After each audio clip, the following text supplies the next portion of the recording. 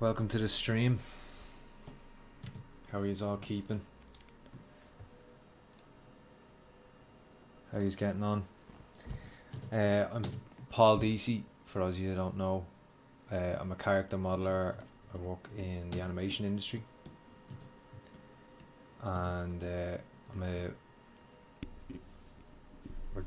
last week, or 2 weeks ago, we were doing a sculpt of this piece of 2D here. Usually I do my own designs a lot of the time, but we said we'd take it handy and find some nice 2D to start off with from an artist called Derek Loftman. He's got some really nice stuff. He's got some other superhero stuff as well that I was kind of interested in trying out, like Batman and what was the other one? Flash. He has one of Flash that's quite cool. But I like this Hellboy, and it was a nice one to try because it's kind of tricky in a way, because it's not, the 2D itself doesn't necessarily work symmetrically, as in the structure, which I know a lot of people struggle with, because there's a certain amount of design that you're going to have to get into and decide. There's a couple of decisions you're going to have to make, you know, if you're going to follow one side or try split something down the middle, or, you know, find another solution. But last week we got to this point. I did add a body, which I'm half and half, because I wanted to make a really big body and have a kind of small head, but I don't know, it might be a bit too small. But it was kind of thrown in. Same process. Any of you guys who've seen any of my previous streams, you'll know the sus by now. Just blocking out basic shapes, basic forms, and then working in. So it's broad strokes and then tightening up as you go along.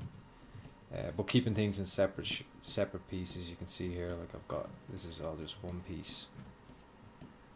So the process, if you watched the last stream, the process that I did on the head, same thing, exact same thing, and we can Dynamesh or remesh by union depending on what suits our needs better, and then we'll refine it from there. So we're gonna keep sculpting. We threw in some kind of hair here last week, pretty mucky.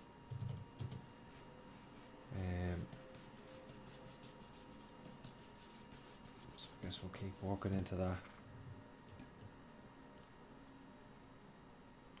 Hey Victor, hey Joel, hey Roger, hey Jovan. So clean, thank you. So Joel has a question. Do you use a standard brush you've already made your own? No. So I use this, like all the brushes I use are already in ZBrush. There's no custom brushes. I'll use custom brushes. So I'll make my own custom brushes sometimes. Like do I have it open? Yeah. This is one that I was working on, and like for example, I have this like chain which is gonna be, I don't know, I'm gonna tie it with something here, or I don't know exactly what I'm gonna do with this yet, but I wanted a chain, so you can see there. So I made a curve brush to do that. If you don't know how, rather than me explaining it here now and pulling away from the Hellboy too much, like there's tons of videos on YouTube just to make how to make if you put in how to create a ZBrush curve brush, and Yeah, I have a couple, like there's a rope one there and stuff. Oh, that's more like a braid, but yeah. So there's some custom ones. I've downloaded a small handful. A lot of the ones I download and end up never using them. For the most part, I'm always using like clay build up, move brush. The move brush probably more than anything. Damien standard, inflate pinch. Like everything you see here was made with those brushes.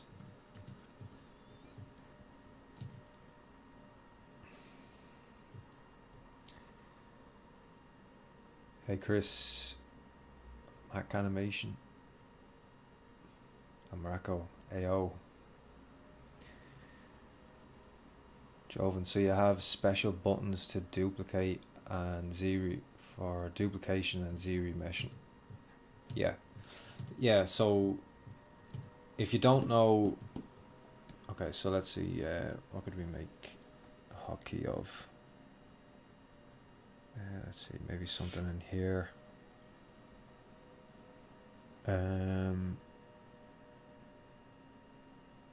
So let's say we want to make, say I use close holes all the time for whatever reason, and I want to make a shortcut key so I don't have to go into the menus.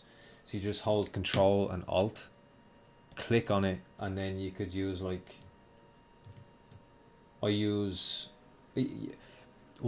so Control Alt click on the button you want to turn into a hotkey, and then press the hotkey. So for example, a lot of stuff, I use Control Shift and Alt and then press a letter key. So for example, ZRemesh I have binded to Control Shift Alt and Z. The reason I use Control Shift and Alt is because there's no like in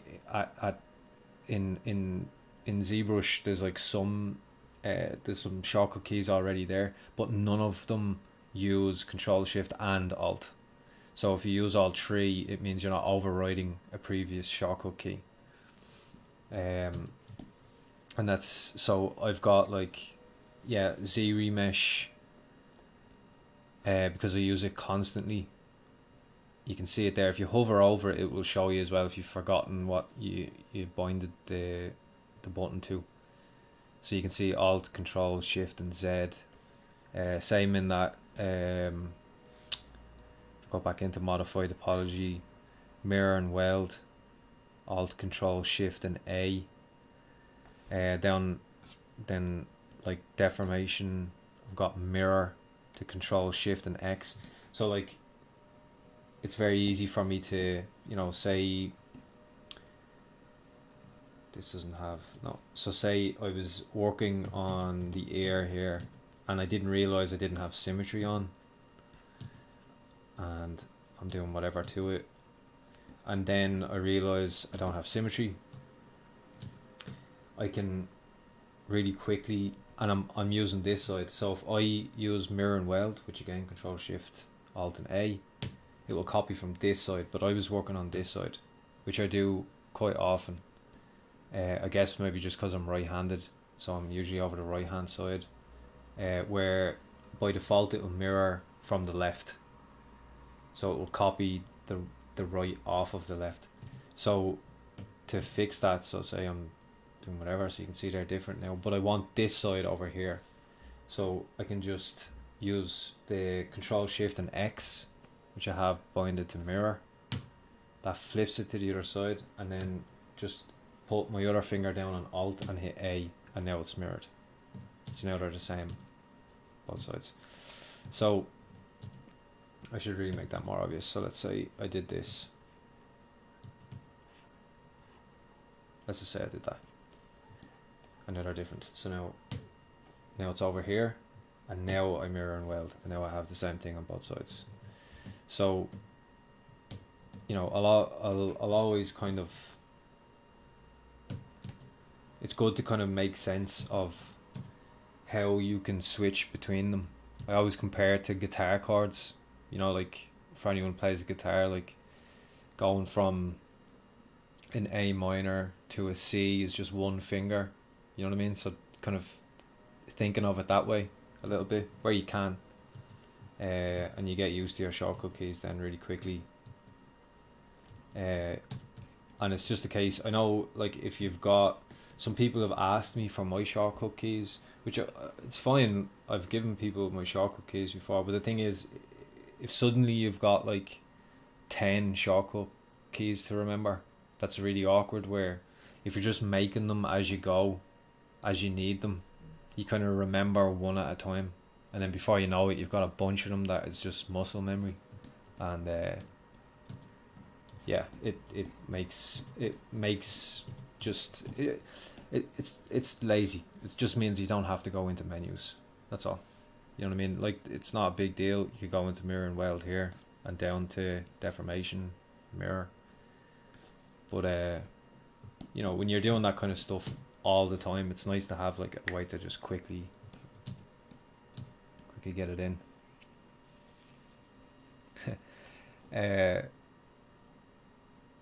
Mick 87's asking, how's the 3D printing coming along? It's not, unfortunately. So I ordered, I mentioned before in a previous stream, I got clear resin with the printer. Like, it comes as a bundle and you can select that you want resin with it too. It never even dawned on me that it didn't ask what kind of resin I wanted, and they sent me clear resin, which is definitely not what I wanted. I wanted just grey resin. So I ordered grey resin after the fact. I ordered a couple of litres of grey resin, and that was in maybe as far back as November anyway, and I haven't got it yet. So it's either just lost, or, you know, circumstances held up the shipping, or I don't know. So because I haven't got resin,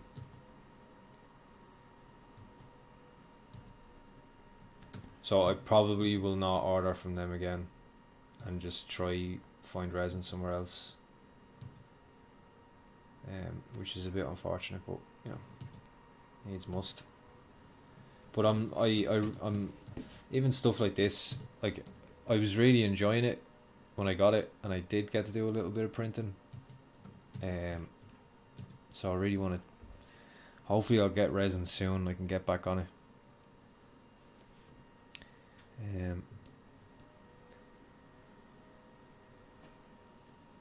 No problem, Jovan. Catch Shubin Dublin from East Midlands. Evening Dublin. Oh, nice. Hey, Mark.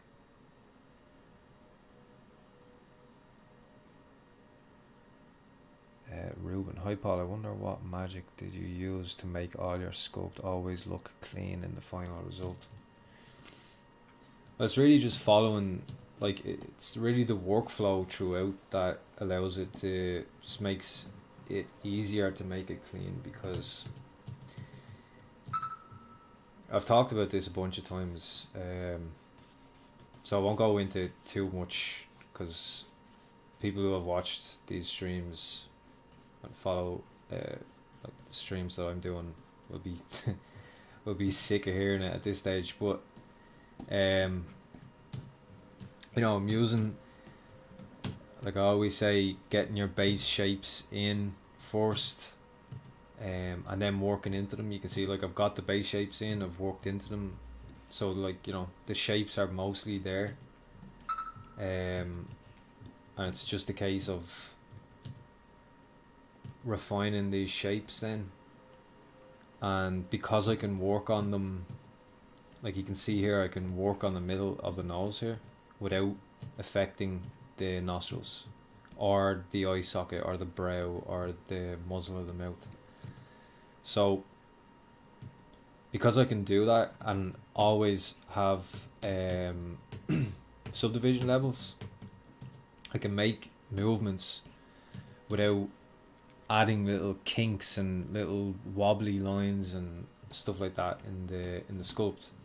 and then I can Dynamesh everything together, and at that point all the broad shapes are in and I don't need to do anything with them, and so they're all the big broad shapes are clean. And at that point, if I want to go in and add some wrinkles and stuff like that, I can do that after I've Dynameshed everything together. And even then I'll Dynamesh everything together, duplicate and reproject, which hopefully I'll get to show you in this stream, because that's a super important part or step in the process. And so I duplicate and reproject, so I get subdivision levels back on my welded together mesh. All these pieces are one, and then I can smooth out any of the lines I don't want there from the intersecting meshes, and I can also add in any other details I want, like if I want to get the Damien standard and add in some wrinkles or some surface noise, whatever the case may be, and that way I have a lot of control, and that's what allows me to keep things really clean.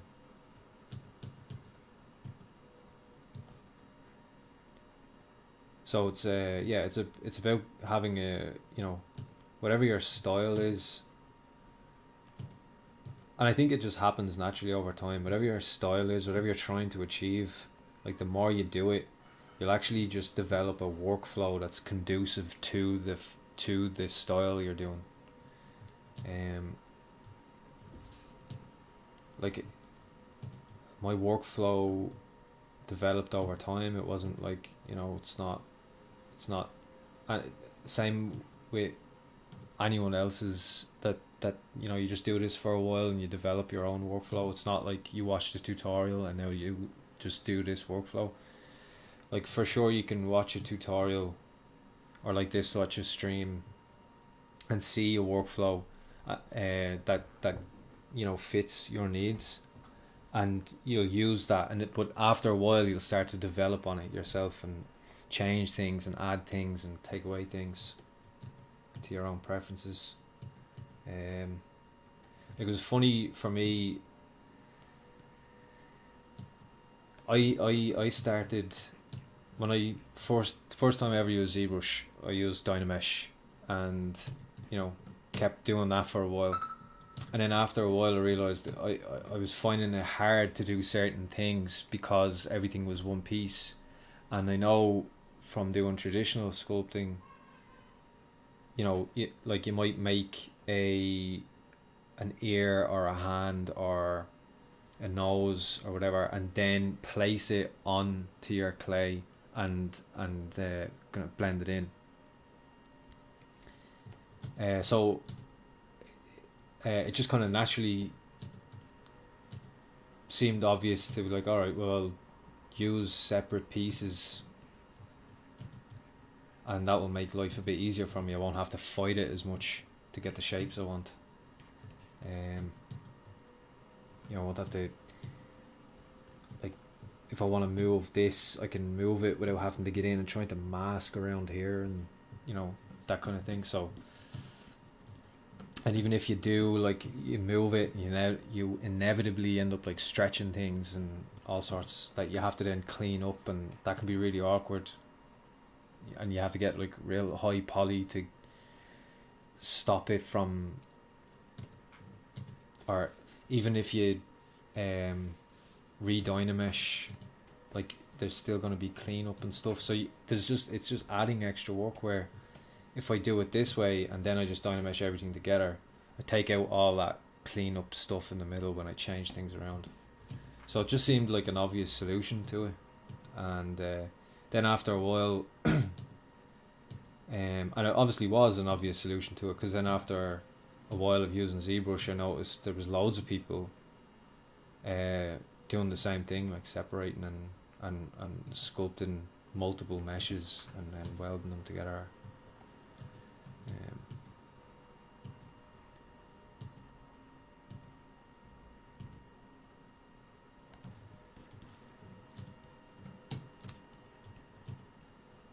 but yeah, it helps you kind of just whatever it is you're trying to achieve, you'll eventually just kind of adapt and overcome.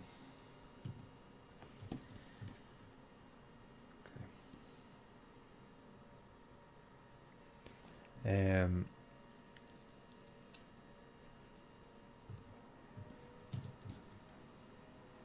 Oh, I'm losing the chat. Where are we? I'll focus a little bit on the chat for this stream. I didn't last time. I was a bit more sculpting, but we'll chat a little bit more this time.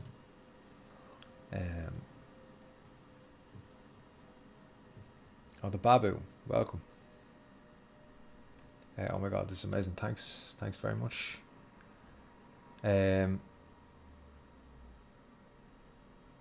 Okay, so interesting. So Jovan Black Pixel saying, so you're certainly not interested in sculpting in VR because you have this incredible workflow in ZBrush, huh? I wouldn't say that. I actually I have the Oculus Quest, and sculpting in VR is fun. You know what I mean? And it's nowhere near as developed. So in terms of like the software and stuff, it's it's nowhere near the level that something like ZBrush is. But it's for when I want to do a full sculpt and for my portfolio and stuff, no, I'm not going to use VR. If I want to do stuff for work, obviously I'm not going to use VR. But like on a Saturday afternoon and I just want to have a bit of fun, then yeah, totally, it's fun. You know what I mean? So, and I at the moment, I don't think anyone's really it doesn't seem to me like anyone's really attempted to make any sort of serious sculpting software the way ZBrush will be for VR.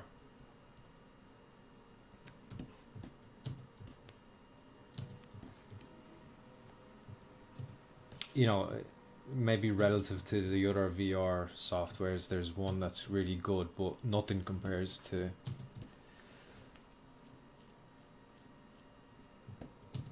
something like ZBrush. Hellboy, yeah. Okay.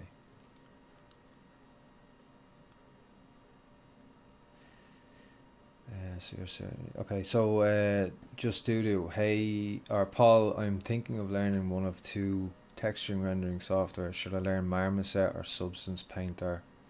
What would you suggest? I'd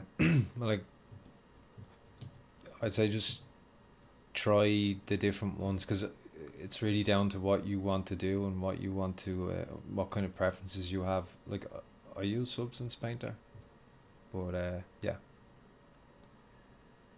Just try things. I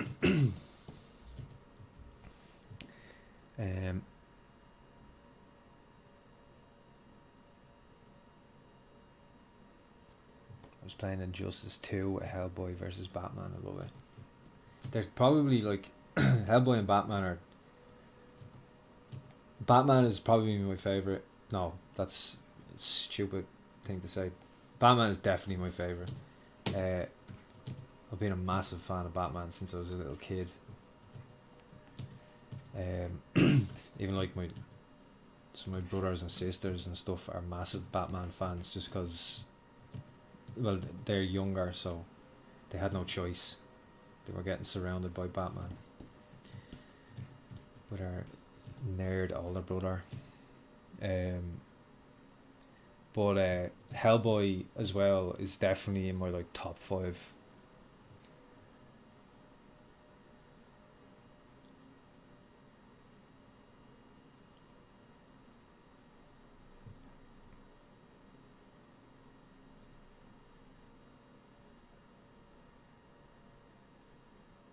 I Here's a gaming keypad. Yeah, there's the new mouse that Joseph and Paul were showing at the last what was that called? It looked really cool.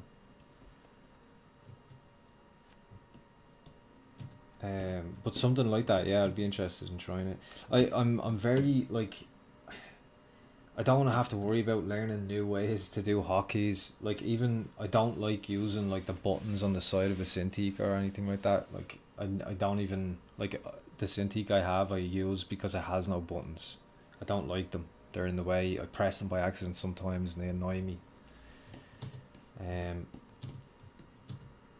Like I said, it's like I've learned almost the same as learning guitar chords now with my keyboard.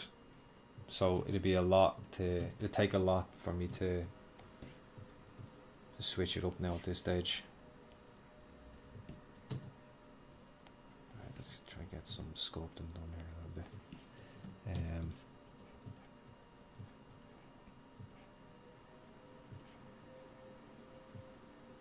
Yeah, I see some people there saying about I could spray the resin. I know I could spray the resin, but like, you know, it's enough work. I just want to be able to print the thing, clean it up and call it a day. Move on to the next one. But I know, yeah, you're right. I could do that. I'm too lazy, I guess. I'm not even too lazy. I'm doing myself an injustice. I could do that, but like, for me, you know, I'm not I guess what you would call like a printing guy. Like, I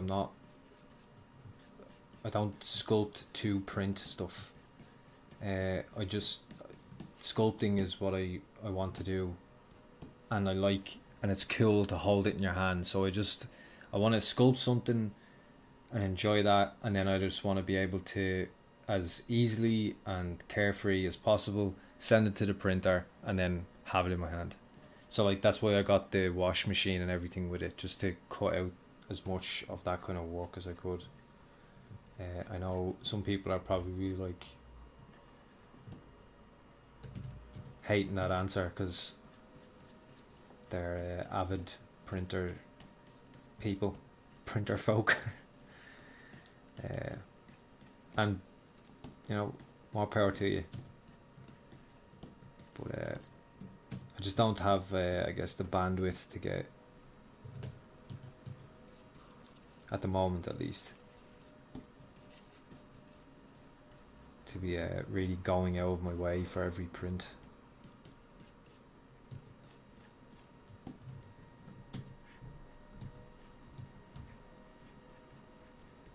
I'm trying to, hopefully this year,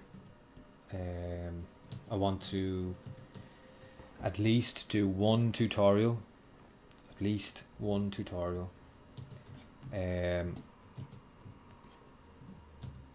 And something, it's funny, you know, like a bunch of you guys and everyone here now is like joining the stream and watching me, and I'm like hopefully showing you guys a couple of tricks, or you know, just watching sculpt is at least maybe motivating you in some way or helping you in some way or other.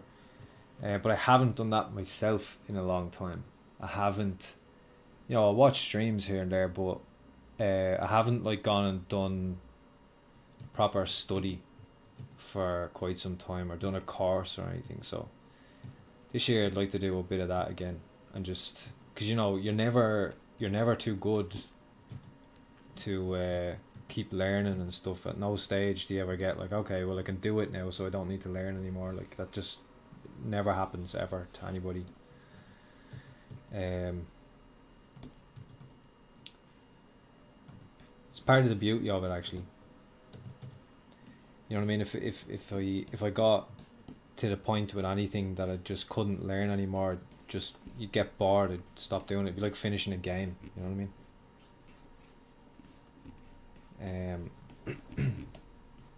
So I want to get back into doing some courses myself, and just have to find some I like.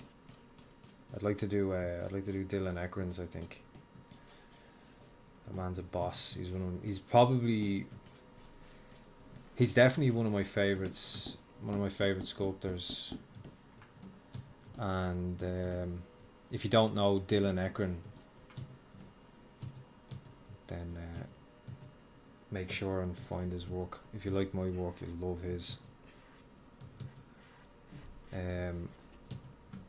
But what I like about Dylan's work, not just Dylan's. There's other sculptors that do too. But he does 2D as well, and designs characters as well as sculpts them, which is what I enjoy most. I love sculpting, but I love sculpting my own design. I love, going through the whole process of inventing a character. And he's a great man for that. He's a really good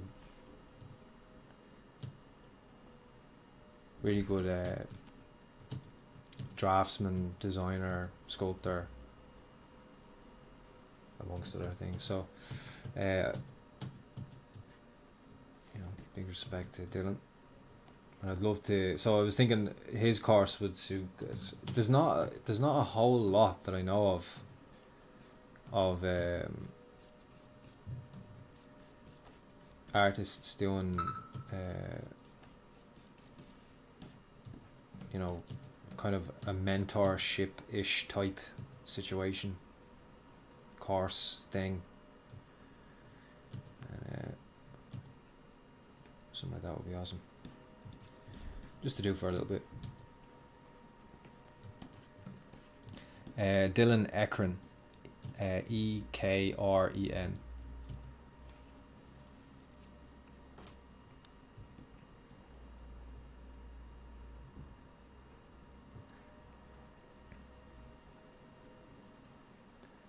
Using Transform Master all the time in my workflow after watching that. Oh, good, nice. Yeah, it's super. Like, I feel like life without Subtool Master would be. I was gonna say, that would be shit. Is what it would be. Especially for this, because. Like, okay, so say I actually think, maybe do I want to make the whole face narrow, but I don't want to have to move every subtool in bit by bit, you know what I mean? And the subtool just comes along and goes, don't worry, I have that problem sorted for you. It's a beautiful thing.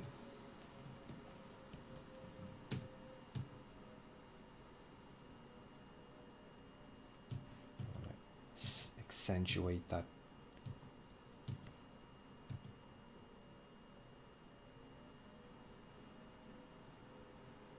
Like hourglass shape, because it's kind of fun.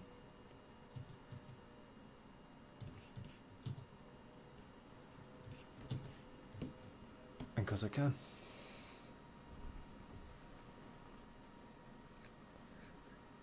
The space mouse, yeah.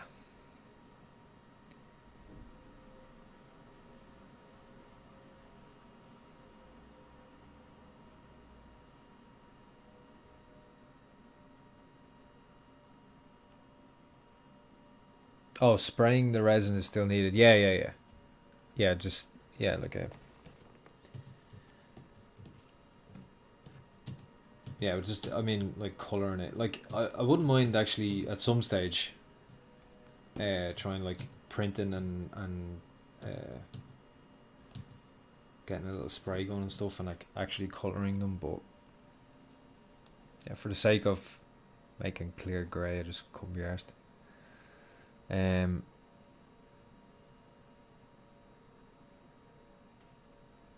What does the wash machine do for your printer? Yeah, exactly what Mick said there. It's like a little tumble dryer for your prints.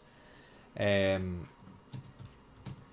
a wash and cure machine. So you put in isopropyl alcohol. Fill this thing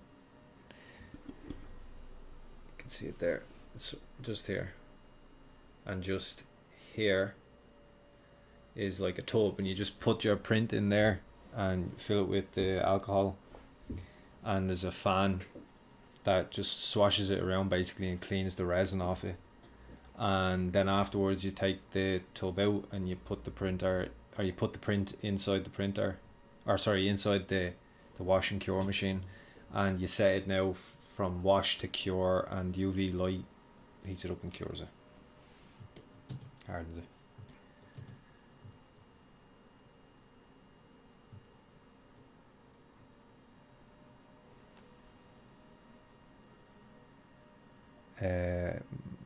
Yes, I would like to do Scott Eaton one day. Yeah, totally. I seen him on 1 year at Trojan Horse as a unicorn. He was in like the big, there's a big center room. So his class is on all these different buildings, and there's a big center room, and they had like King Jong-gi and Scott Eaton. They were like right next to each other, drawn. And I sat there, just didn't go to classes. I just sat there. I was happy. I love him. I love listening to him talk as well. It's cool.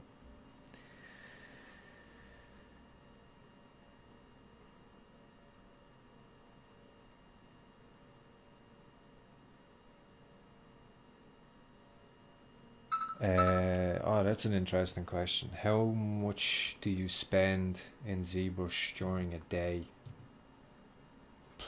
Well, it depends. Depends on whether I have to. I want to do something better with this hair. It's crap. Depends on whether, because okay, so in work I'm a lead, which still means I sculpt, but as well I might have to, I have meetings and all sorts of stuff like that. So some days in work I'll sculpt more than others. Then there's some other days where I just spend the entire day sculpting. I get a character that morning and I just sculpt all day. So obviously that's going to add a lot to it. But outside of work, I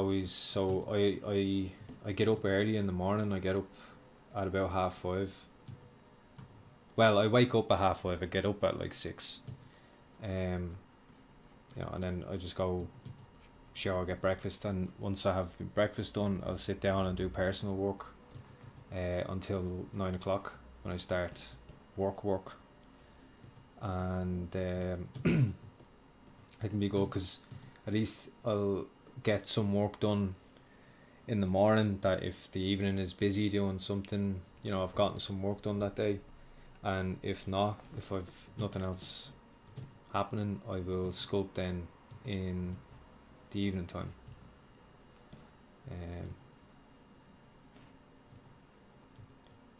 And that can fluctuate, because especially if I have been sculpting a good bit that day in work, or if I'm just tired, or I'll sculpt less, because obviously it can be hard to because sculpting is like, it's problem solving, right? It's like design and figuring out shapes and stuff. It's problem solving, so it can be tiring doing it for long periods of time. So if I'm tired already, then this hair is really bothering me, and I feel like I'm just playing with it now at this point.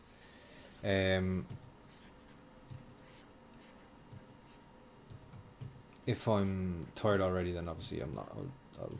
I'll stop and just chill out or whatever.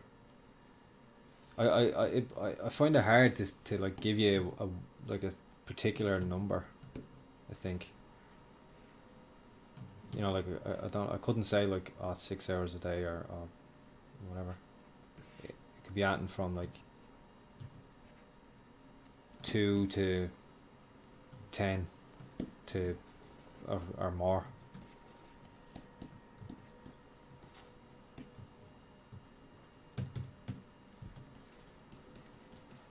When I started using ZBrush, before I was in the industry. I used to sculpt probably about 6 hours a day for a good while. Well, I was drawing and painting and doing illustration and stuff for about 6 hours a day for about 2 years, and I was doing it before that as well, but like a knuckle down, I guess, for like 2 years, and then I got into doing ZBrush, and I did that then for like 6 hours a day and then I was doing that for like 7 months or something, and then I got my first job in the industry as a junior character modeler, and went from there then.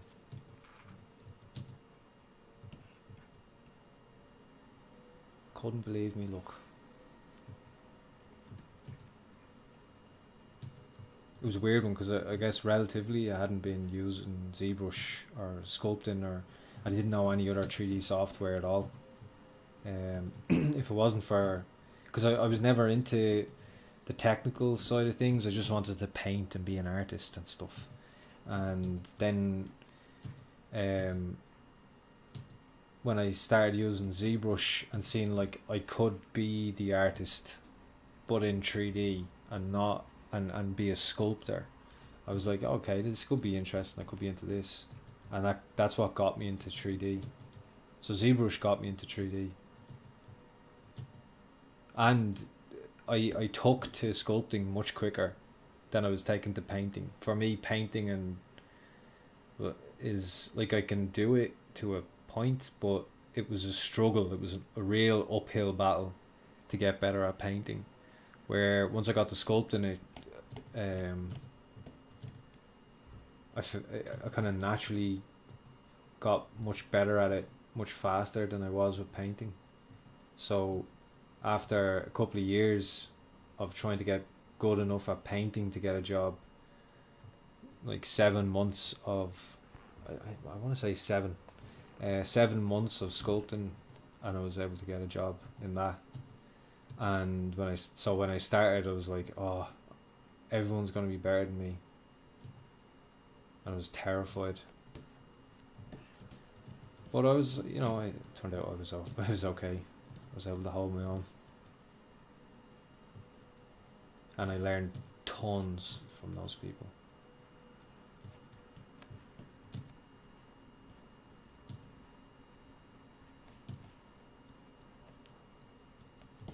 Right, let's get out the hair here because it's really irking me.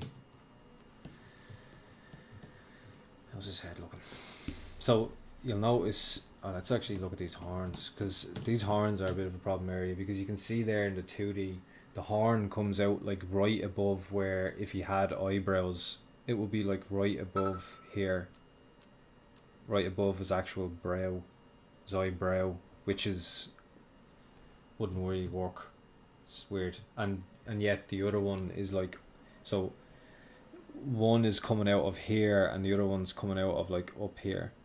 So I don't really want to do that in 3D because it's gonna just look awkward, unless I was trying to do unless I was just trying to copy it exactly from the exact same angle and stuff. But I have never done that, and it's not something I like to do. It's not something I'm into doing. I don't like copying, really. I try to avoid it. That's why I like to do my own designs. But now, that said, like, I'll still, when I do a concept from another artist, I like to have the opportunity to like interpret.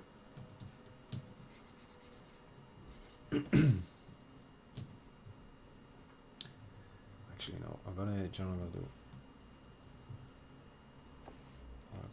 split groups. Treat these individually.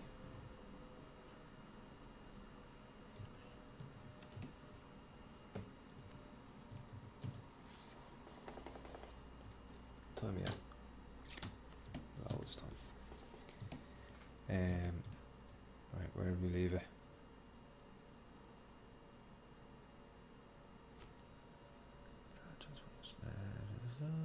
love seeing all those Hellboys out there. Geo had on as well. Oh. Thanks. It's actually hard. I'm reading the comments against a blue background. Bareness. The colour of your name makes it really hard to read it against the blue background. I'm new to ZBrush and like to follow your workflow. Maybe I'm blind, but it would be easier to see the brush you are using. Yeah, this is a controversial subject on my streams. Because people keep asking and I keep refusing to actually add it to my UI. Okay, so the reason I don't have the brush is because the brush, to view the brush, it'd be cool if you could pull it from here, because that's small. But to put it in your UI, it's a big ass button, and it actually makes my entire canvas size like shrink slightly, which is why I don't. If it was up to me, like, I just use hotkeys for everything in Sculpt like this. In general, I just try to avoid menus and buttons, and I did actually basically have this for a good while, but I thought there was a couple of buttons that I wanted, so I had them up here, and I thought, well, that's making this bar come down this much anyway, so I may as well just fill here and same here. So I ended up happy with this. It's a relatively clean UI.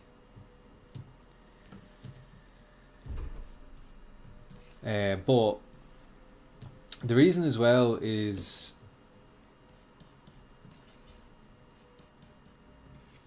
if you're new to ZBrush, one of the first things that I know, certainly the first things I do, and I'd imagine almost everyone does when you start a new software, is you go to YouTube and you Google said software for beginners. So ZBrush for beginners, and you get some sort of intro that will show you how to navigate, move, rotate things around. And in that video, it's going to be like, I might actually make a video. I might make an intro. Will I? I don't know. Maybe I may make an intro to ZBrush and just try to go through what I think will be a good way to get started in ZBrush. I think that could be useful. Let me know in the chat if you think that will be, if you think that will be useful. I don't think it wouldn't be useful. My only concern would be there's already a lot of that on YouTube. So I'm just, is there really a reason to do it? I see Just Doodoo is suggesting Michael Pavlovich. I would also suggest Michael Pavlovich. That man knows ZBrush like inside out. Every button, every combination of buttons. So you absolutely can't go wrong with Michael Pavlovich.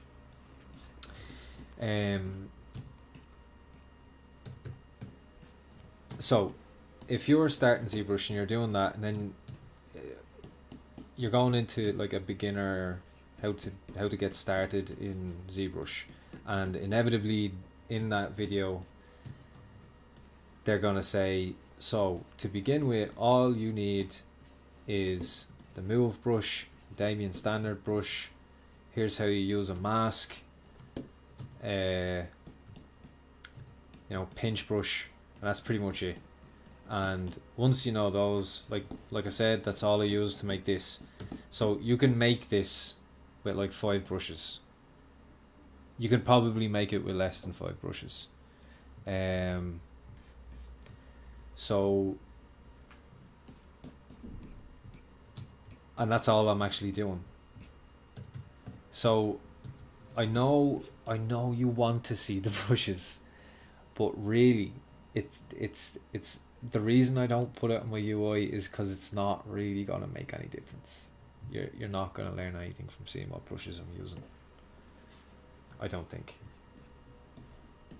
because as soon as you have any understanding of ZBrush, very quickly you're gonna know exactly, like, if you want to make this weird thing that I'm doing here, you're gonna know how to make it. The point is not going to be the brushes, the point is going to be the choice of shapes that I make, you know. So that's why I still haven't put it on my UI, I guess. Well, because it ruins my UI, but I like things to look nice.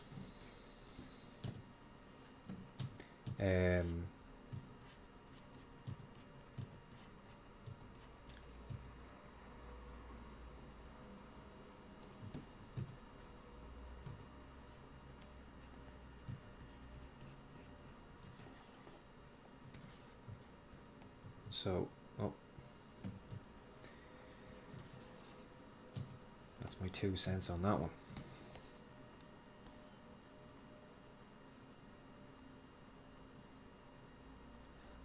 I would love more advanced ZBrush and design choice.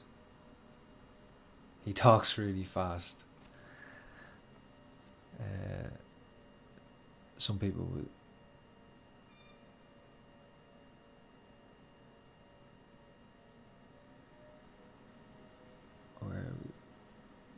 It's also, yeah. Those tutorials, no messing about, straight to the point. Yeah, that's the thing. That's a great, like, I should really check out some of his stuff before I make any tutorials myself, because that's always a pain when you're watching a tutorial and they're talking about something that you weren't there to find out. Can be helpful, but like, it needs to be relative, or it needs to be relevant. Sorry. And sometimes it isn't, and that can be very frustrating. But I haven't made any tutorials yet. Like, I've done, a lot of people have used my streams like their tutorials. So I thought, well, at this point, but there's a lot of like chit chat and stuff in the middle of them. So I thought, I'll make a tutorial. It just goes through my process, and it's just step by step, clear and concise, so you can follow it if you want to, and might be easier.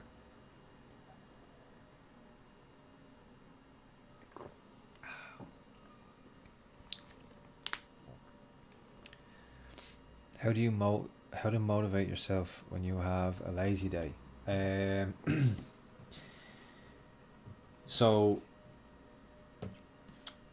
there's a few things, I guess, that motivate me.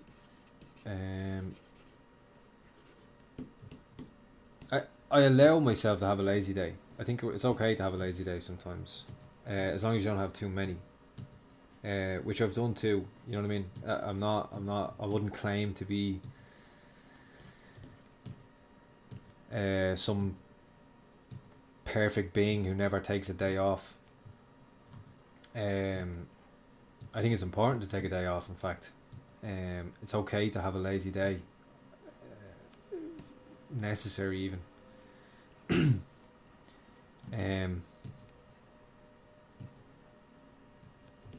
As long as, see, how I know if I'm taking too many lazy days is you stop enjoying the lazy days, because it's very hard to enjoy a lazy day that you don't deserve. If you are working hard all week and you go out to see family and on a Saturday, and you have to, a few bits like that to do on a Saturday, say, whatever, cut the grass, whatever it is, and then on Sunday you just hit the couch and you watch Netflix all day or whatever it is you do. You'll enjoy that Sunday. Where if you sit and watch Netflix from Monday to Sunday, there's nothing to enjoy anymore, because you haven't earned it. You're just procrastinating. I think we need it's kind of like we need a purpose. We need to feel useful. So I think Okay, so I mean, I'm probably not really answering your question there, but still, it's worth saying. But in terms of like, if I do get to the point where I'm like feeling really lazy for a while and like haven't been doing as much sculpting as I want to, like I actually now will get like almost, I'll get anxiety from not working for any long period of time. Um, so that helps, I guess. And also, actually, I stream with two other guys sometimes on my own channel, and Rory and Rory Bjorkman and Gavin O'Donnell, and they're like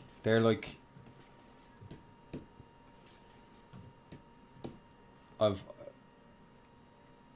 like all of my friends, most of my friends I don't know through anything art related, so they have no interest in this stuff. Like they might see my work and think, oh, that's cool, Paul, anyway, and that's it. Where Gav and Rory are my mates that also do this, and they're both really, they're on the same trajectory, if you like. They work all the time. They work really hard. They're really good at what they do. And I think that, you see, if you're having a lazy day and Gav texts and like, oh, I just got this really cool freelance job, or Rory texts and is like working on something, that's really interesting, or whatever the case may be, or every now and again you have like big news, something really cool's gone down, like when I started streaming with Pixologic, whatever the case may be. It's nice, it's a nice little thing that's happened in your art career, a noteworthy thing. Or even if it's just, you're seeing they're doing a bunch of work, and that would keep me motivated. So they keep me motivated. I hope I keep them motivated in some ways.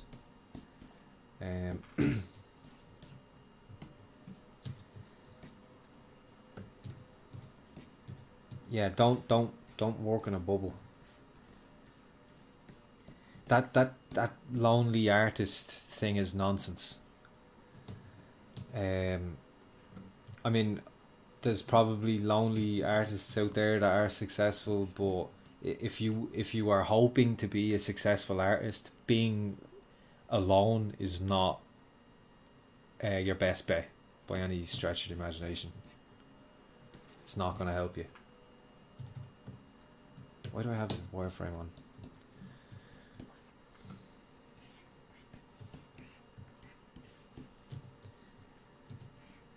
I'm taking my sweet time today.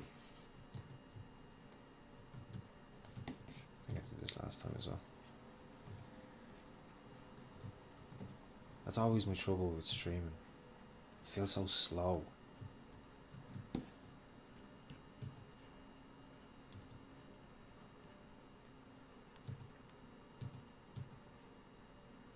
feel like I'm doing you as a disservice because I'm not getting enough done. But this is why I want to do some tutorials as well, because it'll be nice if you were interested in that and you wanted to see it. You'll be able to just, rather than watching me half work, half chat away, just have a clear, concise video that goes through the process. Hopefully it will be easy to follow and stuff.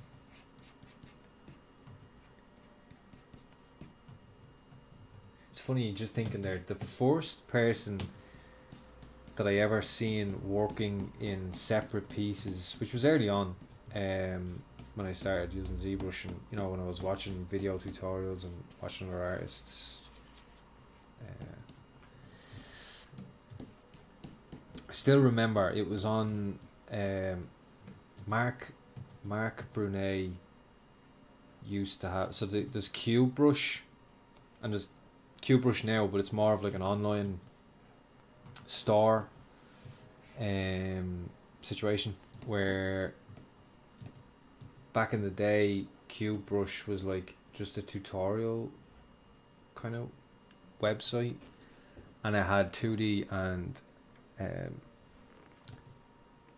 ZBrush on it, sculpting. And I was on there, and I used to pay for the like premium subscription or whatever, and Mark Brunet was actually able would give you feedback, like personally. You could like message him and he'd give you feedback, which was super valuable. That helped me a lot. He actually, when I started doing that, I was doing 2D when I started doing it, so I was sending him 2D paintings and all that stuff, and he was painting over them for me and showing me, helping me with them. And in that time I swapped over to ZBrush, and then suddenly I was sending him ZBrush, and that was really cool, because I'd done 2D for a good while. You know, once I watched my beginner tutorials and got a feel for how ZBrush worked, I was able to, like, I knew enough to be able to make a character. Maybe not super efficiently, but I could get it done. And I sent them my first ZBrush character. No, maybe not my first one, actually. Maybe like my third one. And he was all like, "Oh man, you should have been doing this all along. This is amazing," and everything. And I remember it being like, that was like a pivotal moment for me. I was like, all right, that's it. ZBrush it is. Because I was really enjoying it, and then to get that feedback from a professional, especially a professional like Mark Brunet, I was like, yeah, this just makes sense. It's a no-brainer. So and yeah, on his website, he had a bunch of videos from different artists and stuff, tutorials and stuff, and I watched a video tutorial from Johnny Rampant, Australian sculptor, and it was like this African looking, like a how do you even describe, like a tribesman warrior kind of vibe. And it's a really good video, and he had like the arms and stuff, and he made bits of the armor and different, like he had like the arms, and he built the whole body up in separate pieces. I was like, oh, I do that. And then soon after I realized, oh wow, like a lot of people do it this way.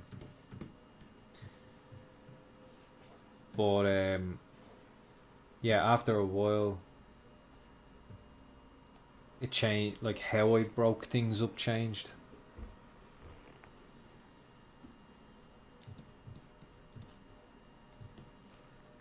And especially using like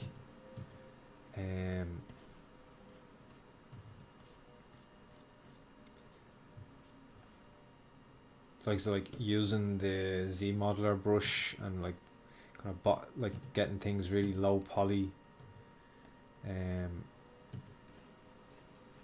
within ZBrush. That changed my workflow a lot, made things a lot cleaner.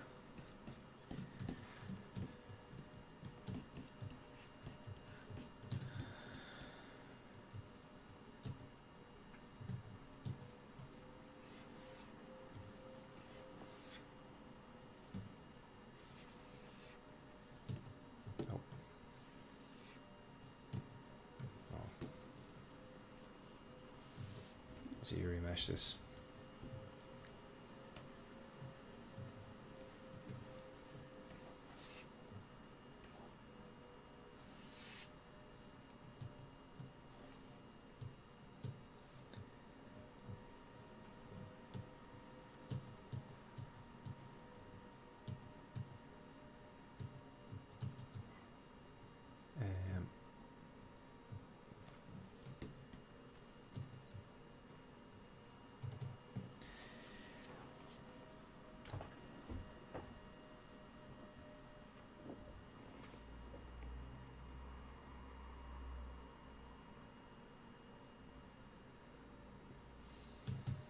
catch up with the chat here a little bit. When dealing with cloths, do you use ZBrush or any other program? Yeah, no, I use ZBrush.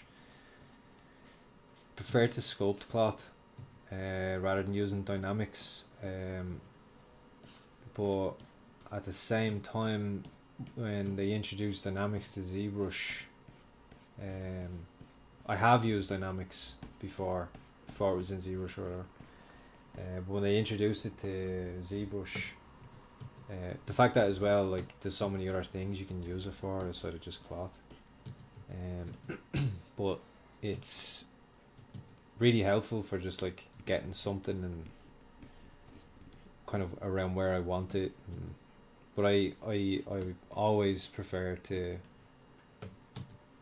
even if I use dynamics in ZBrush, sculpt into it myself. If for nothing else, for the practice, I don't like to rely on things in software from a visual point of view. Like, I don't like to like the technical stuff or the means to which it gets me to the way I envision it and want it to look is cool, but I don't want any software to dictate the way it should look. So I generally, because I guess I have that, like, kind of, you know, a clay sculptor doesn't have something that will just make the cloth unless they actually just use a piece of cloth. So, you know, if all the computers were taken away tomorrow, I won't be useless.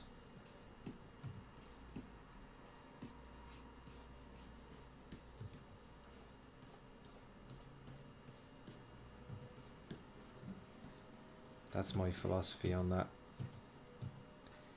I know that was probably more than you were bargaining for on that question, but yeah, so I have used it a bit, but I generally don't.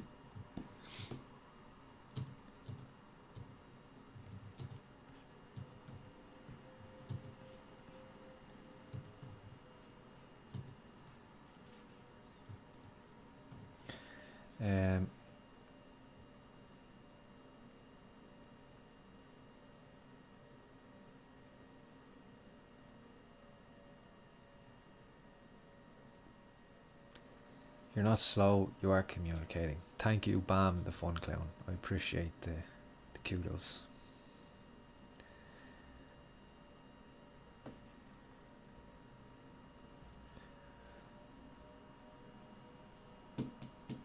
SAP map has an interesting question. Is it possible to be successful from home office, or do I need to change location to work in a studio? That has just become, in recent times, a more difficult question to answer. Beforehand, I would have said,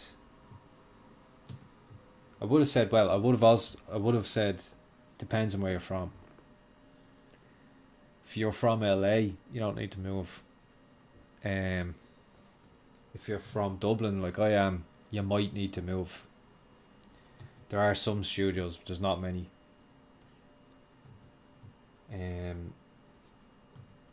So if you can't get into either of them, or not even that you can't get into either of them, maybe you just, you know, studio is a very personal choice. You know, there's lots of great studios out there that I don't want to work for.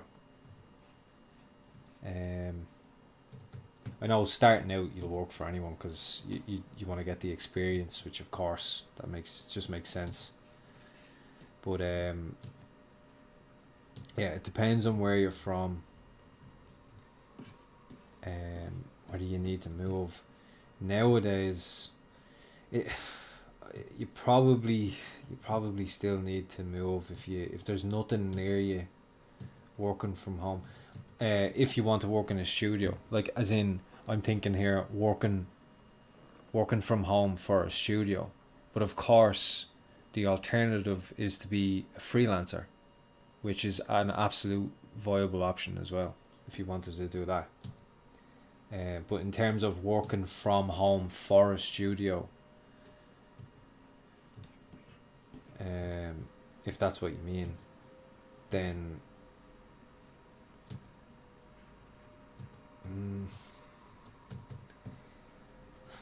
I couldn't say for sure at the moment, because I don't know when it's possible that studios will continue to keep people at home, and you know, if they have the infrastructure and stuff, when the opportunity is all, or the opportunity will come that everyone can go back, and you know, that's and they'll just want that again. And I do know there's there can be a problem with studios and tax across countries to work for any length of time. Tax becomes an issue when paying an employee outside your own country from a company's point of view for any length of time, so they tend to not want to do that. So yeah, it wouldn't be making life any easier.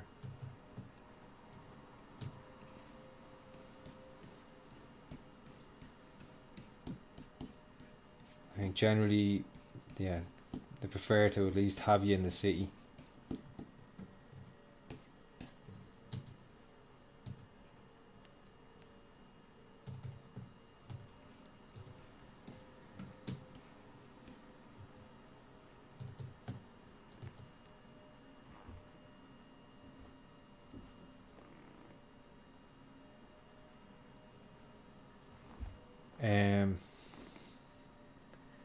Oh, Barry Keegan's in, wants to ask, do you use Dynamesh much?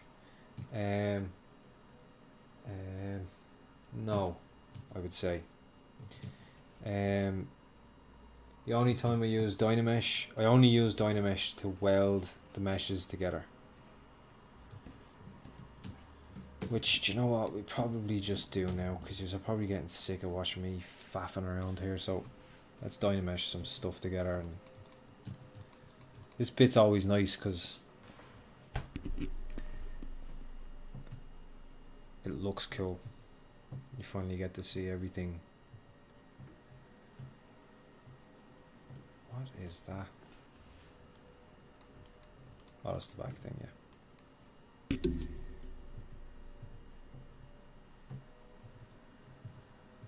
So I'm just gonna move the stuff.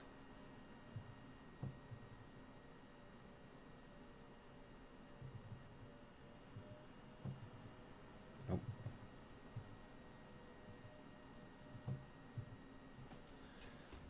Always.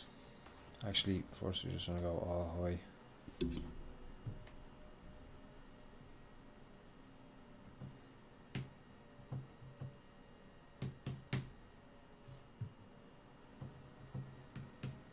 Dynamic on them.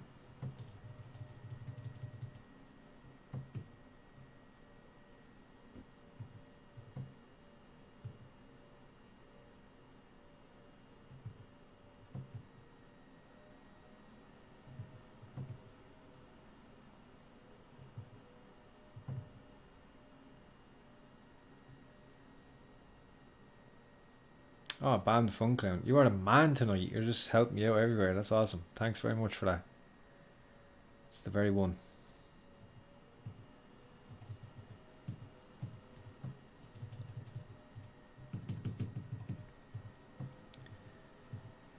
Let's see how.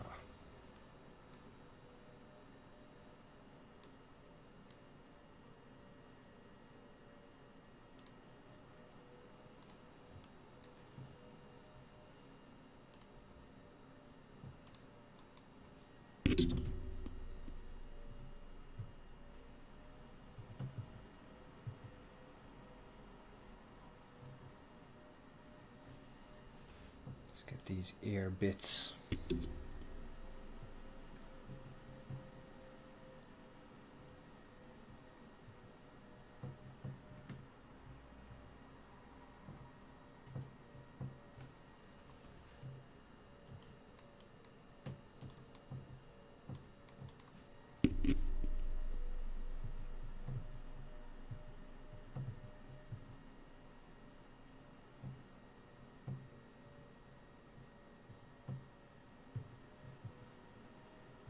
I'm just collapsing them down.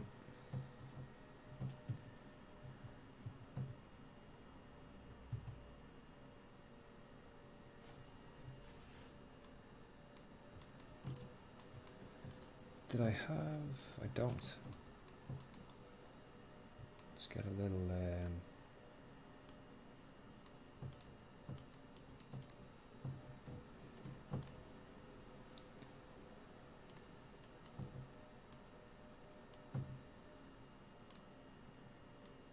let's get something in there.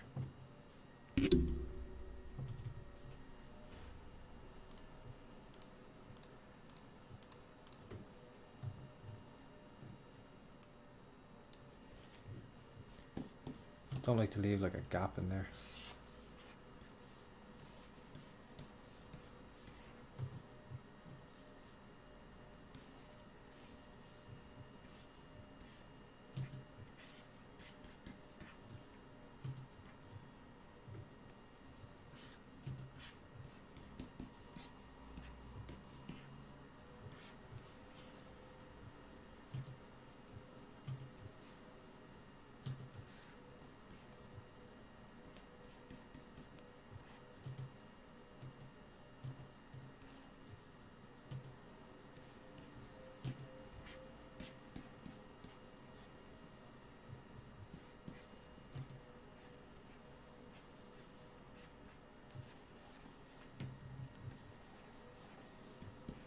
There we go.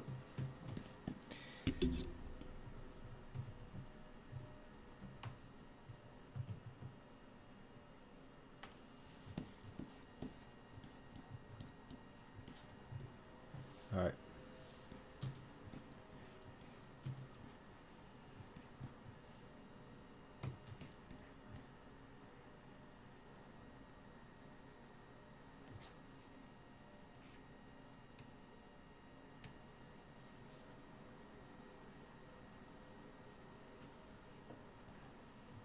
Okay, so now we've got one piece.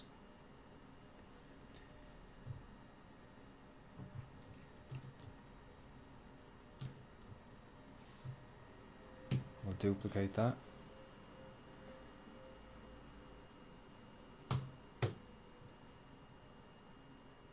Let's use, I don't want to go too low because there's a lot of different shapes in there. If I go too low, we'll lose too much. Let's try that. So we've got, okay, so he's in there. I collapsed all the parts of the head and Dynamesh them together. Simple. Now that they're Dynamesh together, I've duplicated the head and now I'm going to ZRemesh it. And this is going to be our final head. And in terms of dynamic or subdivided, like it depends. If I'm sculpting into something, then I'll subdivide it. But also if I don't, only if I need to.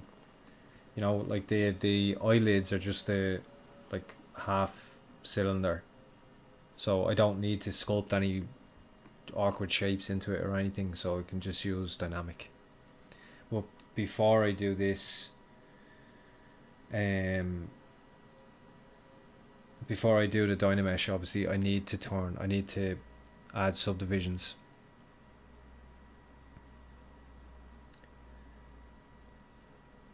Yeah, it looks goofy when you're halfway through it. Yeah.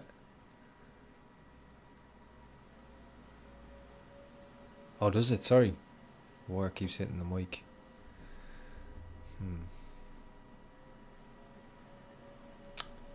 I'll have to find something to pull that up out of the way.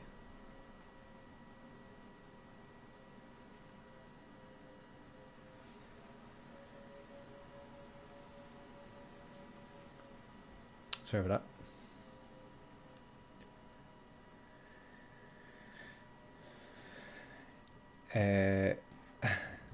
Imposter is asking, is this how animation works? I mean, it's how it starts, yeah. So now I've got the ZRemeshed version of that head.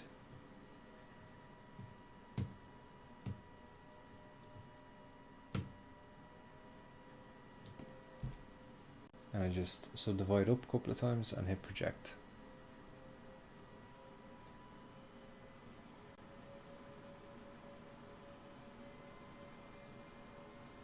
So there you go. So I've subdivided a couple of times, and then under subtool, project is just here, project all. And now you can see the two meshes are the same. These two meshes are now the same, except that duplicate that I've made now has subdivision levels that I can use, which is going to help me a lot. That's not ideal there.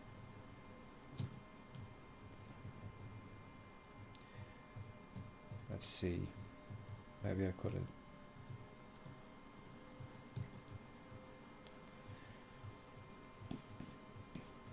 So this will actually spend some time on.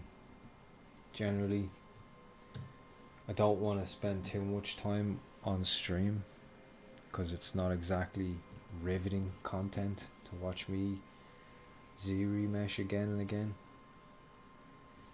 We can see there I used ZRemesh guides here. And I'm just going to use that to see, can I get, this is going to tell ZRemesh what direction to put the loops in.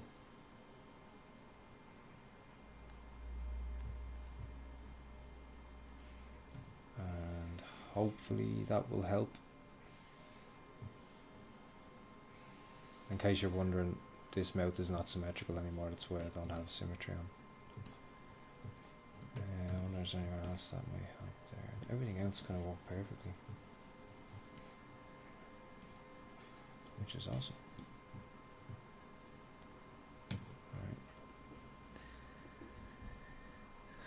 Alright. Yeah, project. Yeah, so project all projects. It goes. There was a time where you had to like hit subdivide once and then project, and then subdivide once and project, and subdivide once and project until you got all the subdivision levels you wanted. But then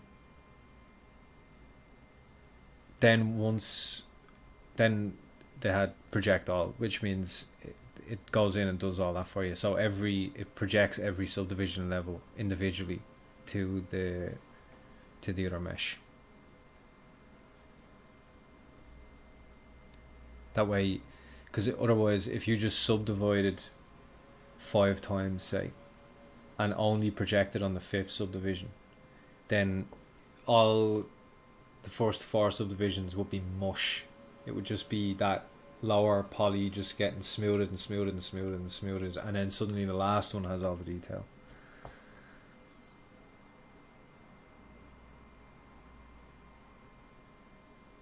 ZRemesh guides, that's a whole other level. I can't, that's okay. ZRemesh guides is very simple little thing. It's very simple, that's why I'm not sure if you're being sarcastic. Nah, look, it didn't work. That's B. Okay. What we'll do instead then is we'll go up to like 6 and just leave it there. Do you model characters in Maya or directly in ZBrush and do retopology? ZBrush and do retopology.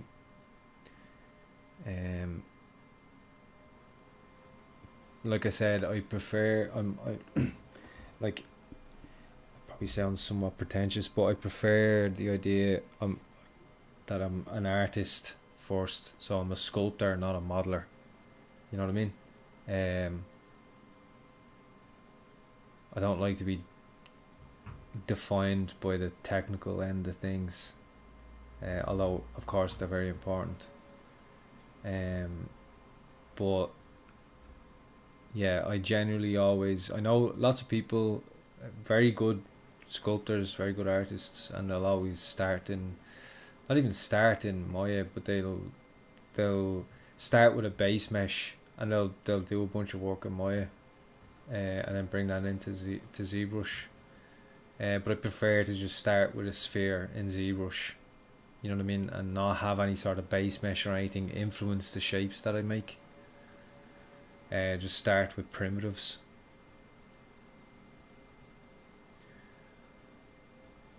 Oh, wondering why the old option is still there. For ZRemesh, is that what you mean? So you got project all there, that's the one. So here, that may have worked a bit better. Yeah, I think, well, it'll do.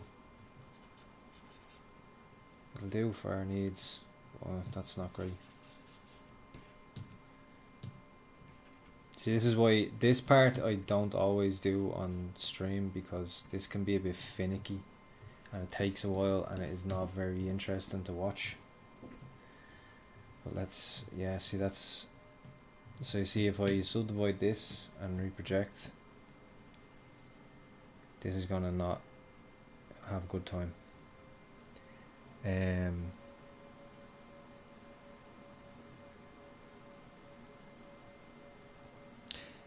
Oh, okay. Yeah, ZRemesh guides is just, it's very simple tool. It's just, you can draw what direction you want the edges to go, or these lines. They are, if you don't know, they're edges.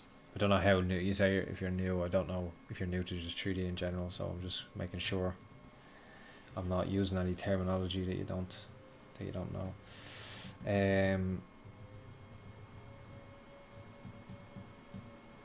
What is the handiest way to get rid of this problem right now? Because it is bothering me.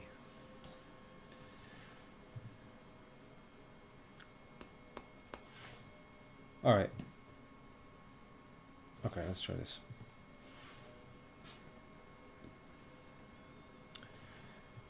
Let's go at it from another direction. So this is before we dynameshed.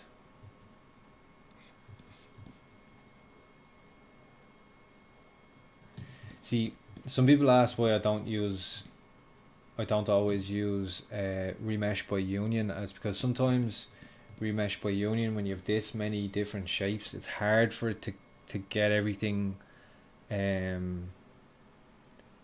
just merged as like a very basic, because of what it's trying to do, and it's trying to keep the topology of each thing except just weld the scene.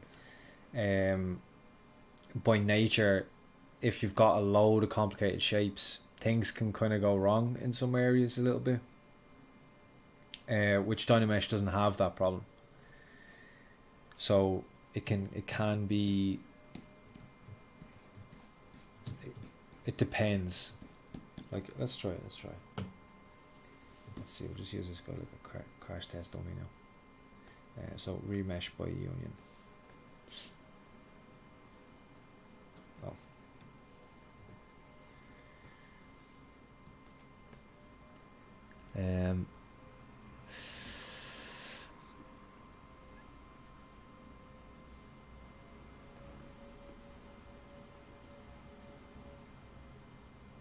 Our bizarre shed. So actually, I'm a beginner just starting character modeling. What do you prefer? Should I go to ZBrush and start with Maya with reference model?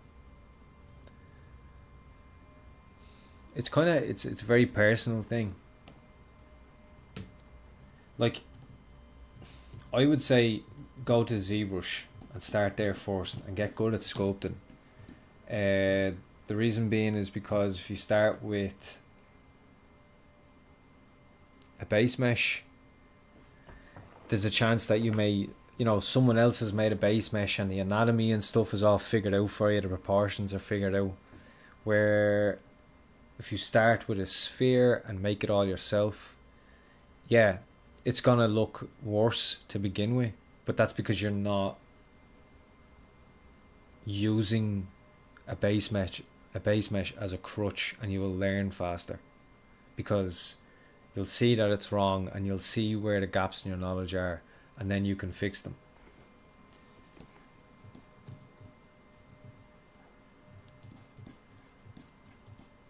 Alright, so now we have remesh by union, which has worked perfectly, which is great.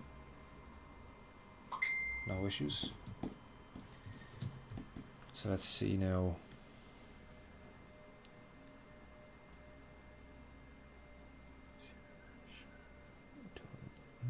I'm tempted. Okay, let's try keep groups.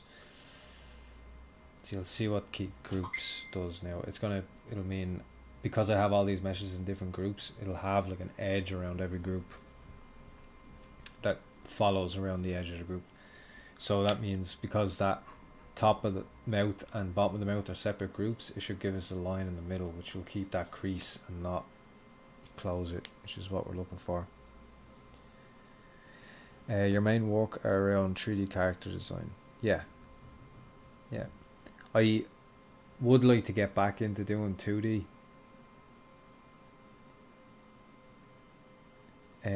Okay, before Dynamesh, what do you mean by collapsing? Yeah, look, so this is where things can have adverse effects when you use, you see, it's finding meshes inside and stuff, and it's trying to figure that out, and it's just exploding. That's that. So when I say collapsing meshes, I mean, you see the way, like, I had all these in separate pieces. You can still see I have all of these in separate pieces, so let's just use this as an example. So here we've got the brow in the subtool palette, and then here we've got the rest of the head. So if I just click on the brow, which is just above the head, I can go down here to merge and merge down. And now it becomes part of, it's in the same subtool as this, which means now I can Dynamesh everything together. That's what I mean by collapsing it. I have merge down, binded to control and down. So I can navigate up and down the subtools, and then I can by default, if you use control up or down, it will just move it up or down, but I can move down, grab something using control, and then drag that back up, and then use to just above the subtool that I want to collapse it into, bring it up to there, and then just hit control down and merge them in. So it just makes merging stuff quicker.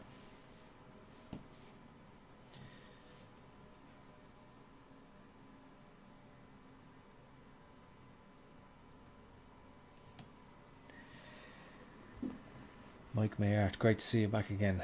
Thanks, Mike. No worries at all. And your main work are around 3D characters. Yeah, I was saying, yeah, I'd like to go and do some, I'd like to get back into doing some 2D as well. So that I can design characters more and then sculpt them.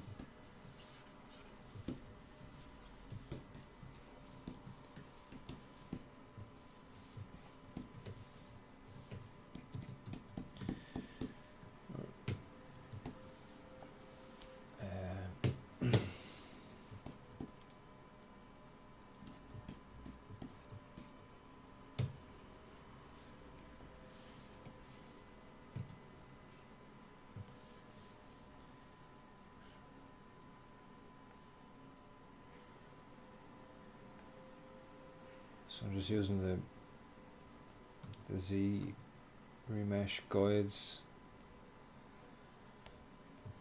again to kind of try and direct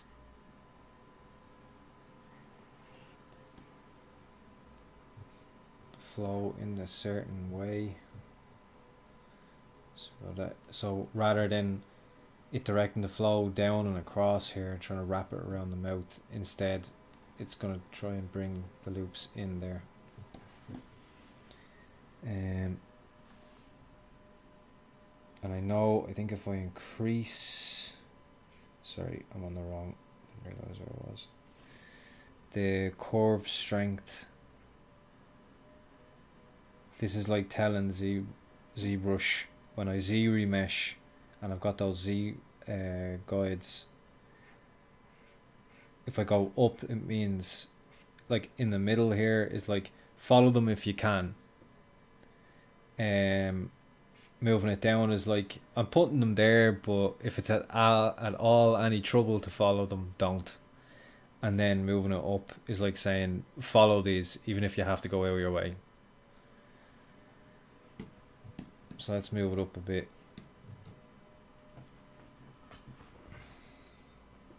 And everyone cross their fingers simultaneously now. And let's hope that this works fine. And then we can smooth out the mesh a little bit and stuff. Interesting you say you want to get back into 2D. Feels like if you've mastered 3D, easy to translate to 2D. Have that advantage.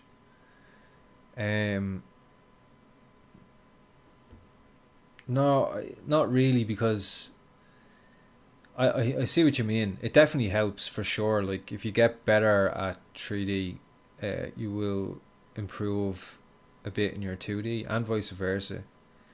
But the other problem is it can be hard to draw if you're not used to drawing. Like I know really, really good sculptors that can't draw at all. Like their drawing is, not to be bad, but atrocious. You know what I mean? They just never did it. So I think it although it can definitely help, and that there's absolutely principles that carry across both. Just because you're really good at one doesn't mean you're really good at the other, or vice versa.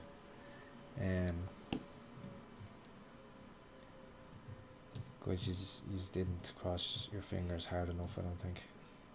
But we're gonna see. Hopefully this will get us home.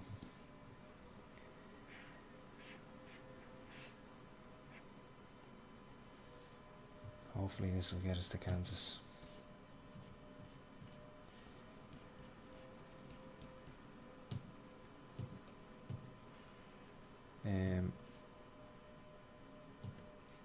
Yeah, and let me know, actually, I'm just thinking, let me know in the chat if there's anything else that you think you would like to see in these streams. It will be good to get some input as well. Yeah, I think that's gonna probably do us a few times.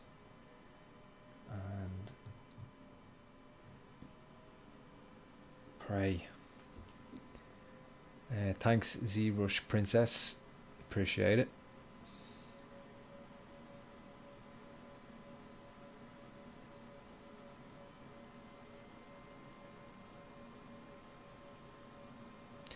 Yeah, so there's the good point. Yeah, there's a definite line where a programmer can get a procedural 3D artist but have no 2D skills, even though they got good with 3D. Yeah, like some people just get into sculpting and they were never into drawing or anything. Kind of depends. Like I think, like for me, I was, like I said, I was always, even as a kid, I always drew. So that's gonna bother the shit out of me. Anyway, for the sake of time and your patience, I will not keep trying to fix it.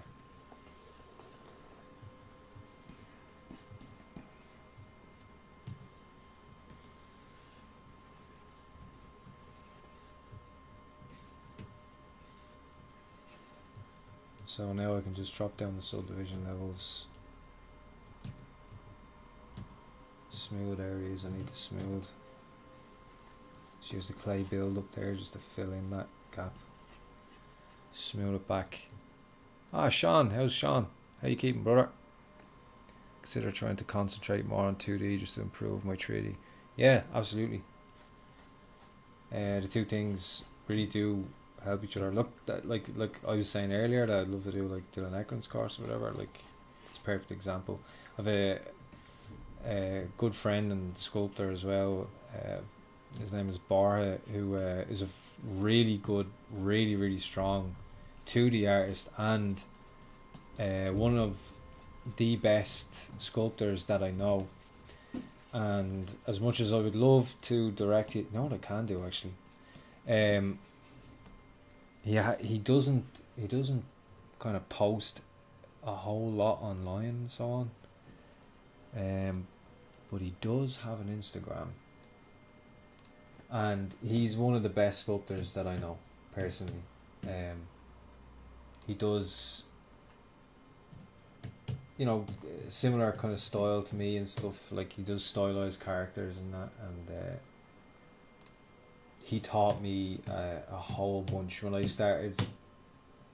Like, I used to go to him and ask him to do paint overs for me and all that kind of stuff. And he's a absolute gentleman as well. I've just put his Instagram there. Here,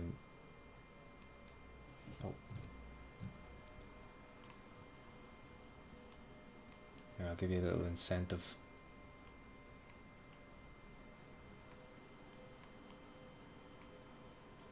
So this is Bar's work here.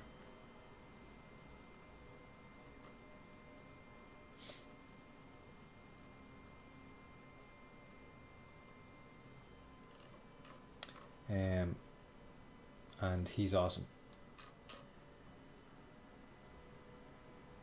As you can see there, yeah, character modeler and viz dev artist.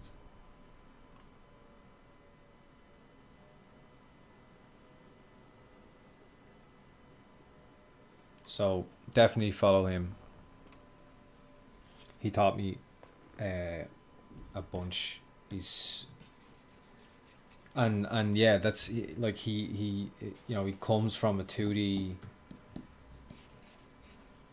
background initially, and I've talked to him about this exact thing before. You know what I mean? Like, all the,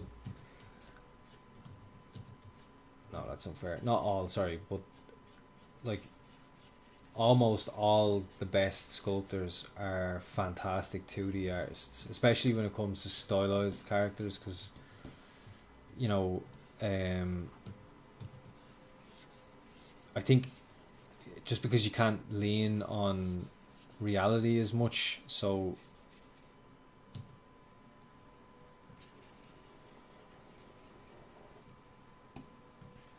things like silhouette and stuff, if you get that wrong, it's just, there's no excuse that you're not going to get away with making it better with details, because there's less details, generally speaking. So, you know, you really need to focus on that type of stuff, and drawing is a really good way to do that, because you can't turn it or anything. You really get to concentrate on the silhouette. And for me, what drawing really helps with 3D, what I notice is artists, sculptors who draw have a really good eye for lines. You know what I mean? A really good eye for the flow of shapes, and where the more technical sided people that came into sculpting from, you know, they did some modeling in college or whatever, and then they got into ZBrush and kind of came in at that end of it. They tend to be more like objectively minded of this is how things should work, so this has to slot in here and this goes down, and you know what I mean, they think a little bit more mathematically about it.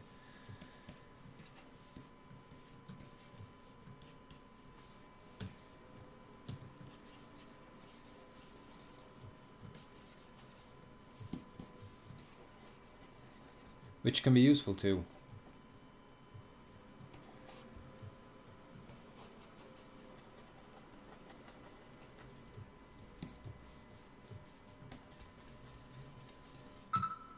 So you can see there, I'm just like smoothing back where I don't want the edges to be. And I need to do that in the lower subdivisions first.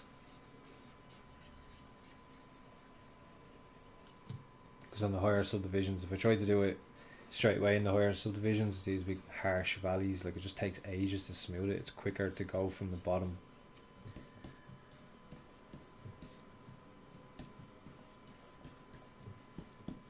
And it just leaves like a small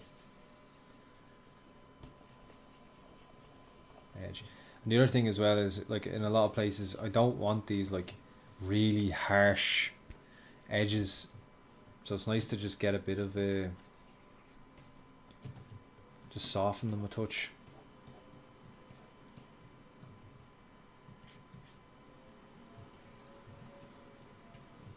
I can always, like if I want to sharpen them back up at all, I can either mask around that area and use like the clay polish, for example.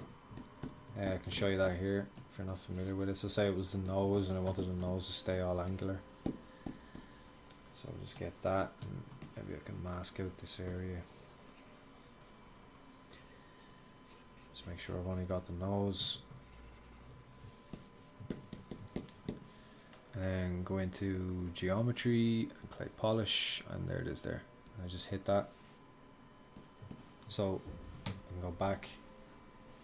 So watch these lines in here, hit clay polish. You see what it does. It's gonna be real handy. But I'll always kind of go back in and just touch it with this smooth, because I don't want things to be razor sharp.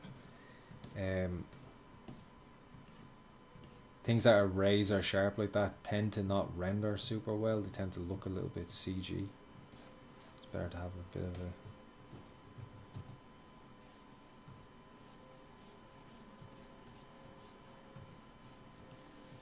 and as well, even where I have those lines, like I can smooth back that line and then go back in with the Damien standard and sharpen only part of it. Make sure that there's a fall off to the edge of it.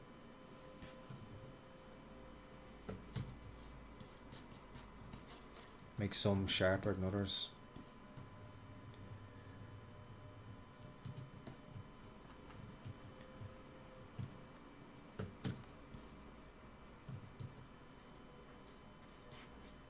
Where if I leave it as it is, it just means everything's going to be super sharp and the same amount of sharp.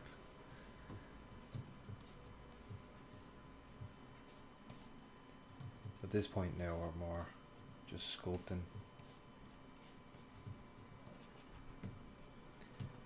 So I want to soften in here.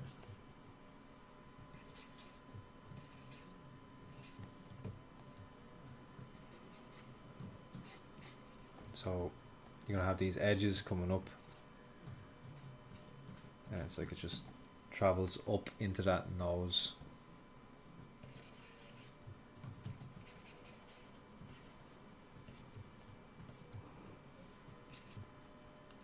And I'm still not in the highest subdivision, so I'll still be able to, like, you see all this stuff, so I can work that stuff out later.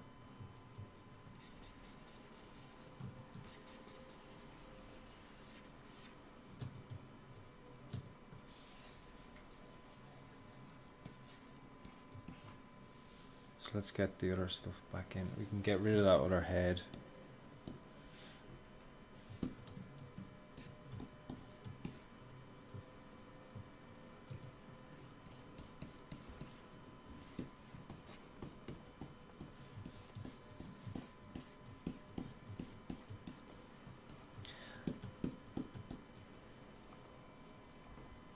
Night Bam the Fun Clown, thanks for joining.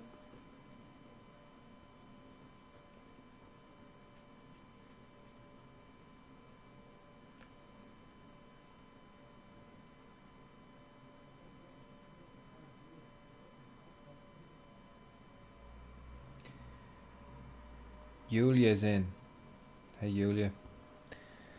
Saw the whip sculpt that you post on your Instagram. It looks amazing. If you plan to do something grooming, I would love to see your process. If I do something grooming, I'd love to see it too, because it's not something that I have a lot of experience with, so it's something that I want to learn more about at the moment. For sure though, like if I do get more into doing the grooming, I will share what I can, as always.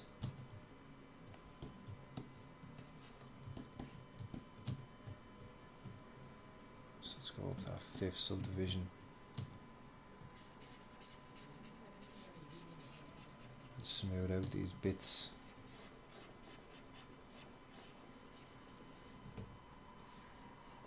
Just went back down to the 4th a little bit just to make sure, down to the 3rd, just to make sure it's nice. It's working how I want it to.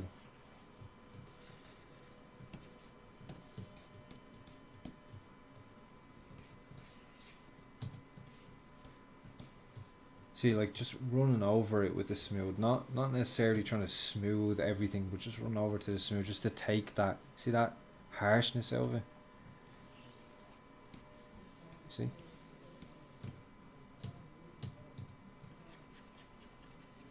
That's all I'm doing. I'll go up one more subdivision, because I'm not getting enough there around the eye.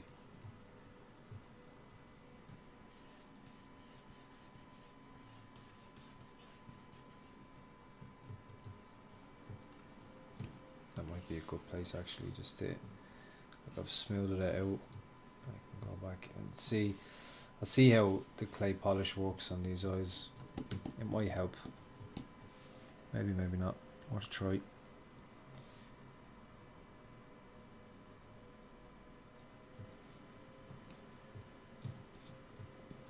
a little bit. This here. So I'll go down the subdivision levels again.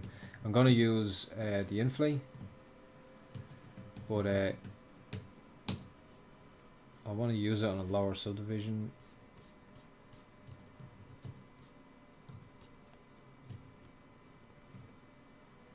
Again, just to avoid getting lumpy, if I can.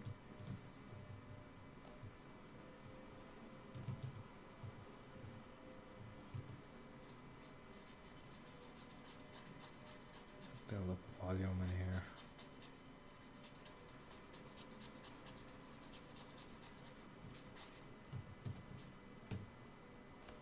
What time is it? Where's the time?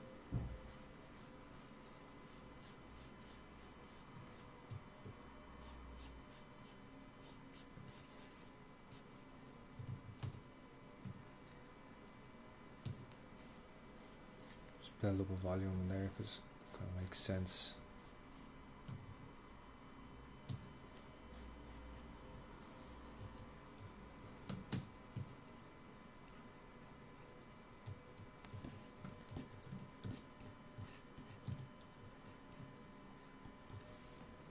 So if I switch to this.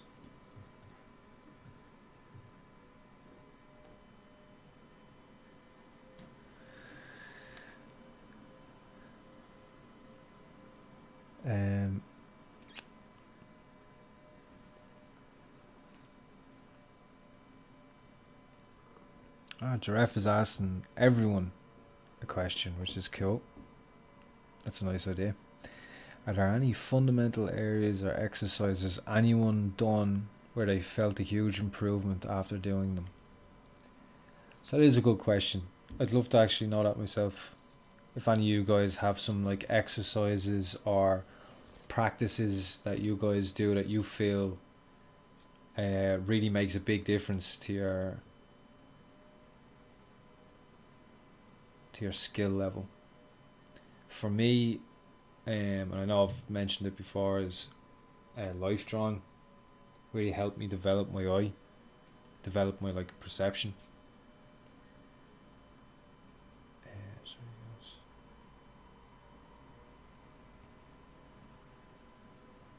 So that's the biggest one, yeah.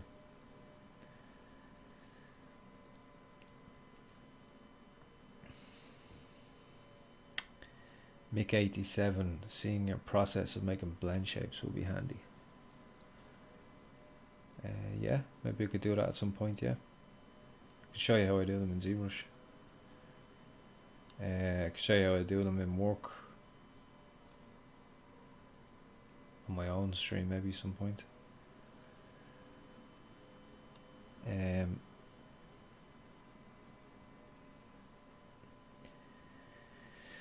Seems like one of the greatest challenges with stylistic is balancing sharp and soft.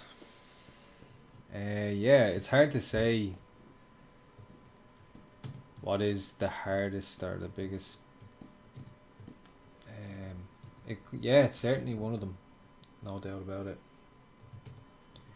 It's very easy to get wrong, for sure.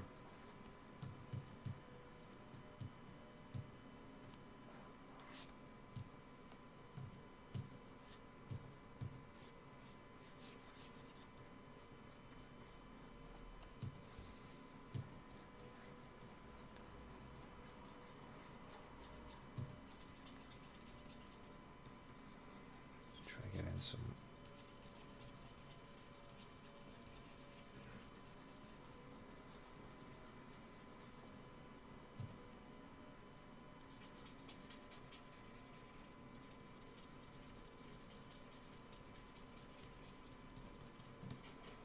Shape in on the head, on the forehead.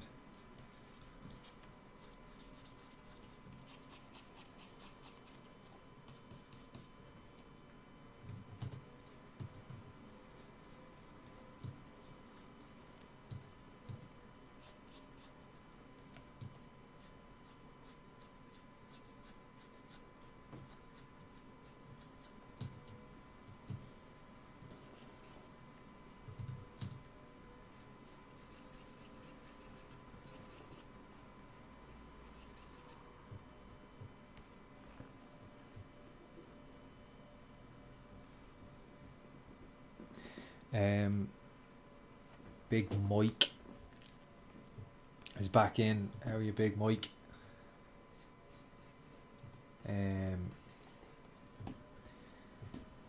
He's asking, after combining and refining your sculpt like this, is it hard to make changes if an art director or a client requests them? Can be. There's a couple of different things you can do there. You can, if you have the right art director or client, you can not combine them and send it to them uncombined. But a lot of art directors and clients, you know, they don't know how ZBrush works. They look at it and go, oh, why is there a line between the ear and the head? And you end up having a bunch of conversations that you weren't looking for. So it depends for that one. The other thing is you can, which is still a bit of work, you can save when everything is not combined, do this part, and if it is a case that they ask for changes that are a pain to do with everything combined, then go back to your previous. So sometimes I'll get to that point where I've blocked everything out and then save that as, you know, Hellboy blockout or whatever, and then Dynamesh it and save that as Hellboy Dynameshed or welded or whatever, and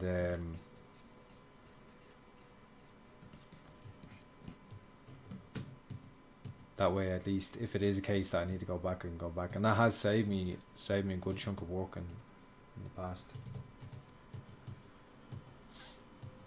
at times.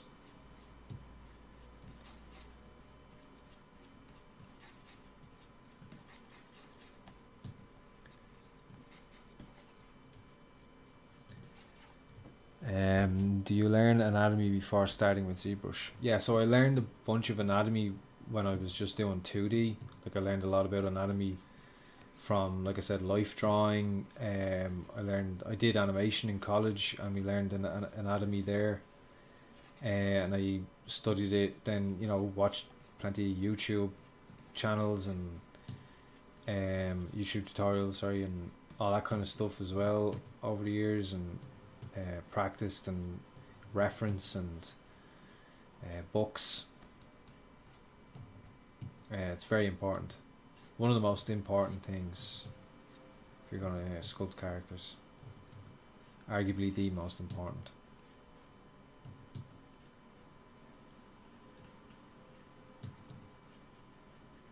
Arguably. No, don't like that. See why I don't like that? Because I've got this line here, and I've got this line here, and then this one, and they're basically even. Even if you measured them and they're not exactly even, you can go, oh Paul, they're not even, but they're so close to even, they're visually making a pattern which draws your eye in a place that there's no reason to draw the eye. So to me then that is objectively wrong.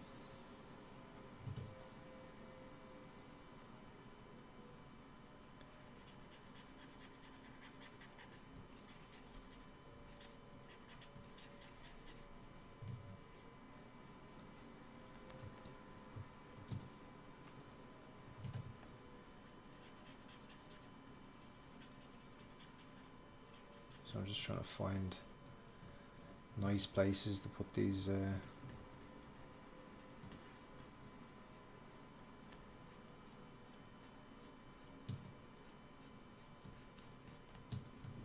places that kind of work okay for these.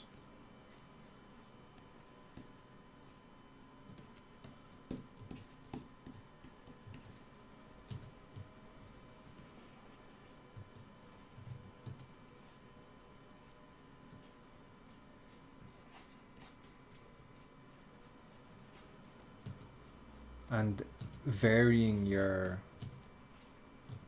I like to vary my like peaks and valleys, not have them all just like the same amount of sharp, and have them fall off. And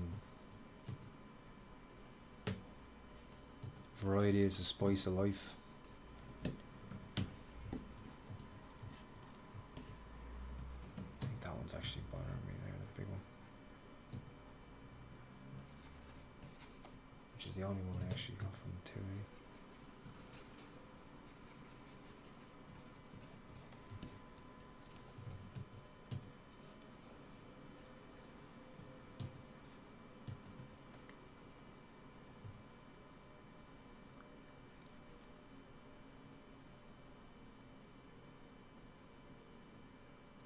Tips for starters. Find some very simple 2D. Find a YouTube video on how to get started in ZBrush, or ZBrush for beginners. Watch the video and try to make the 2D. Just do like a bust or something. Don't do like a big full character. Just like a nice bust. And enjoy it. Most importantly, don't bite off more than you can chew when you start. That's my advice for a beginner. And then go from there.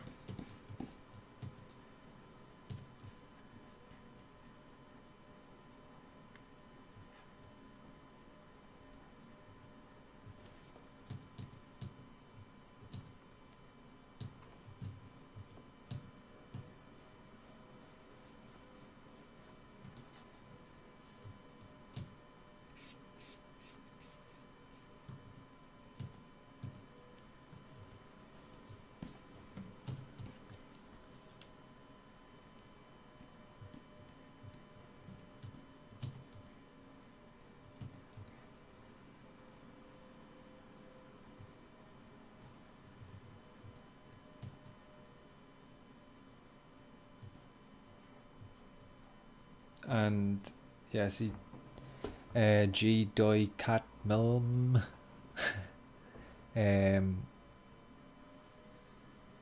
He's using ZBrush, I think. Yeah, this is ZBrush. Yeah. Hence why it's on the Pixologic channel.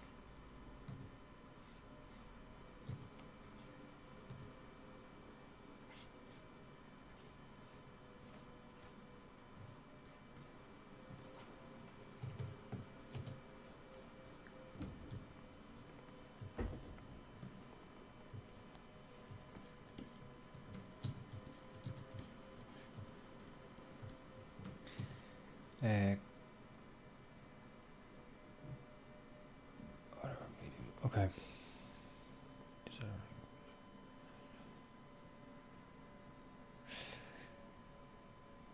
When did you start sculpting? When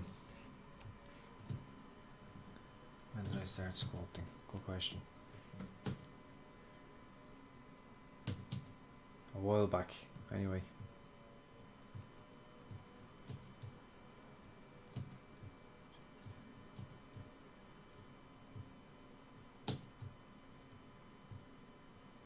Maybe 7 years ago, something like that.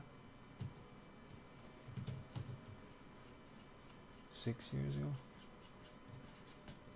7 years ago.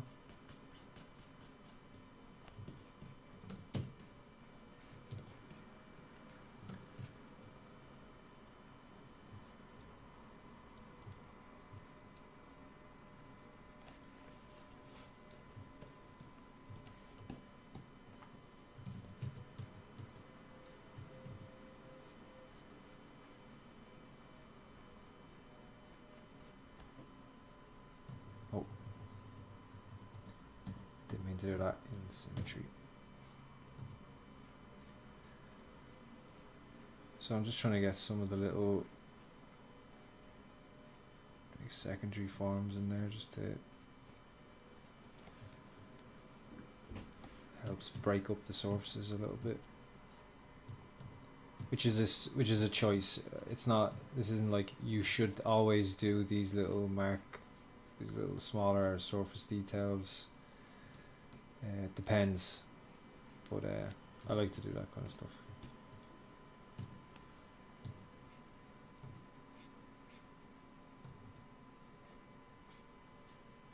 And say that I don't always do it either, so.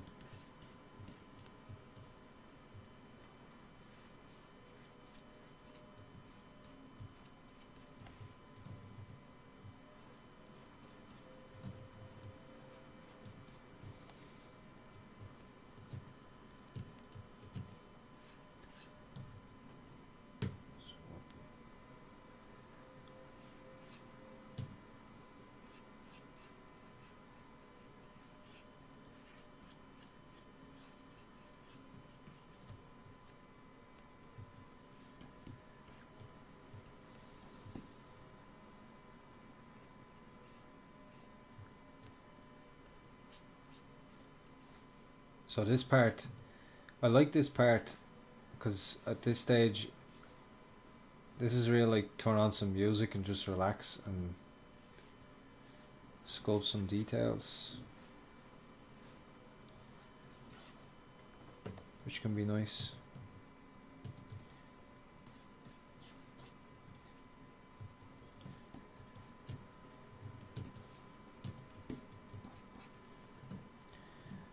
I kind of want that. I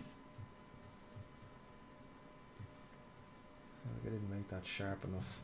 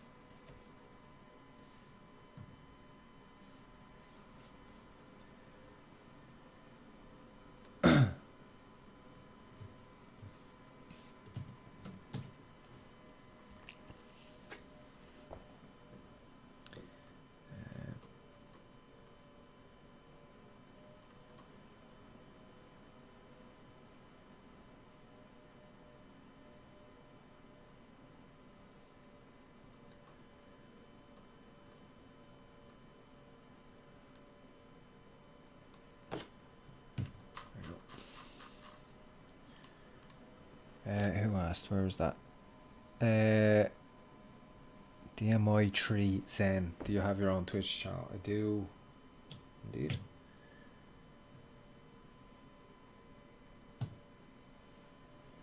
There you go. I just popped it into the chat.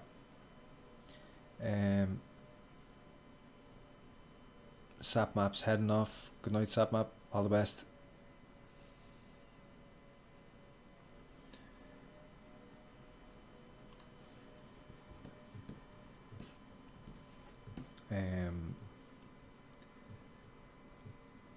Are you working in a studio? I am indeed.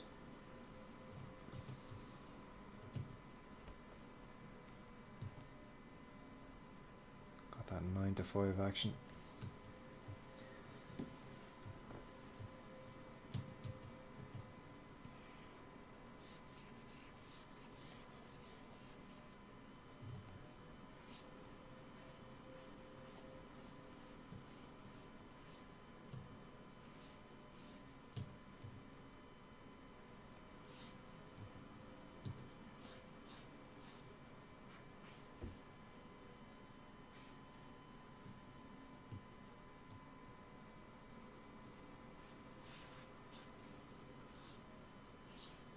So see there, like I'm following that shape. I'm coming out. The top behind that angle was just, you know, you've got angles like that all over through the shape language of the design. So I'm using that rather than just continuing a clean curve, breaking that up, and then rather than I can keep this. This is softer here now. And I'll just use in here. So rather than go all the way around,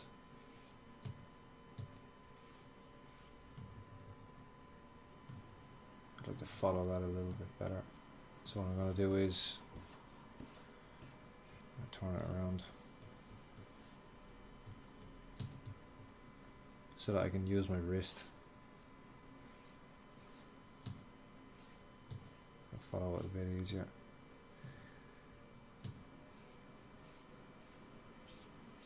Over it a bit more on the inside, and that way, see, you got much tighter in here and then loosens out. So we're varying the pinches and not at this stage. You see, at this stage, because we've got our big shapes in, and that's the point, we've got our big shapes in, we've got the silhouette kind of all that kind of stuff is worked out at this point. We've got the pose and the face. At this stage now, we can think about these types of things, these small little details, because all the big stuff we don't have to worry about it anymore. If you're trying to worry about this stuff at the very beginning, don't forget about it. Your brain's gonna fry. But we can afford to do that now. So it's layers of detail, not just all the detail. All the detail, all the time.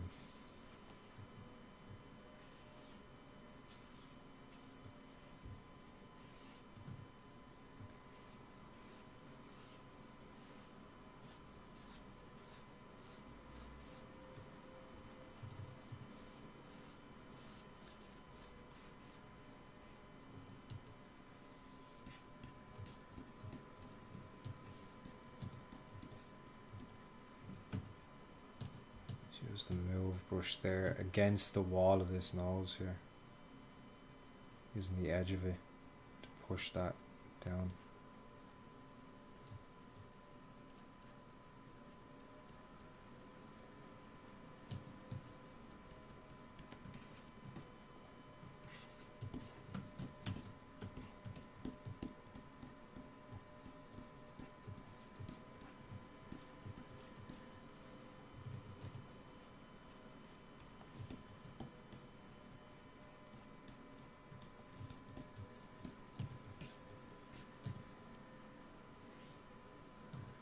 See the way there's a pinch there's a pinch here on the brow in the 2D, and it's not described as a scar or anything, but there is a scar below the eye,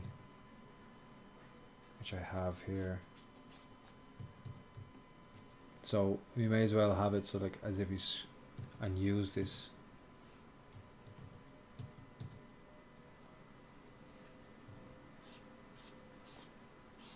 Kind of justify it that way.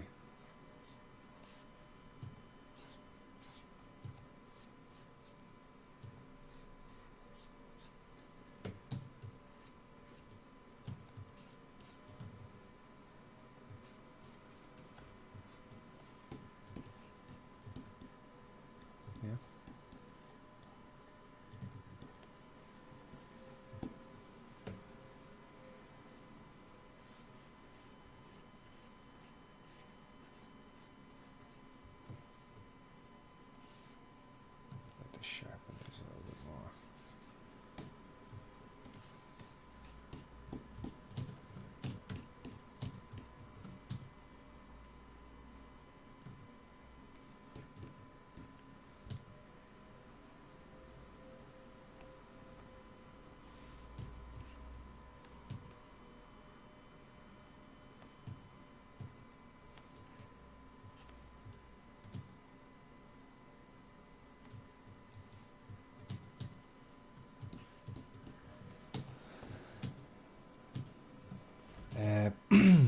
Paul, do you know any environment art tutorials? Like 2D? I do know 2D. Artist that does these types of tutorials. I don't know how to get into it. Funny ask. A friend of mine that I mentioned earlier in the stream, Gavin O'Donnell, that's exactly what he does. And he just pretty recently, he's released a couple of tutorials, but he just pretty recently released like a fairly hefty tutorial that is definitely worth getting.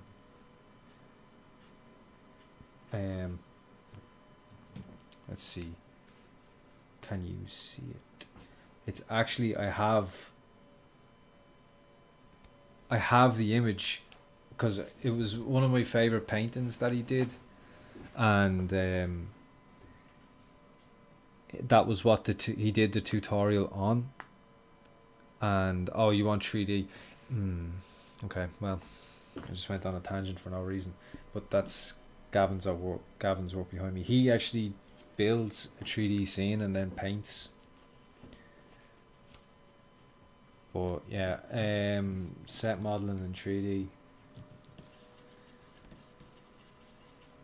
I don't know. It's not something that I don't necessarily follow that side of the industry to be able to give you any good tips.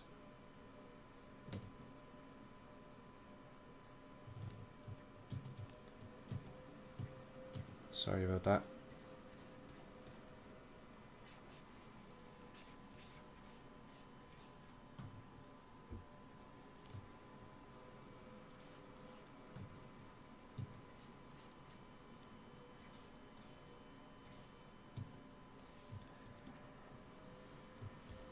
Do you 3D print your sculptures? I do. I got a 3D printer just there. You can actually see it in the camera, just behind me. I've been doing it for a little while, but hopefully I'll get back into it soon enough. Or that's the plan.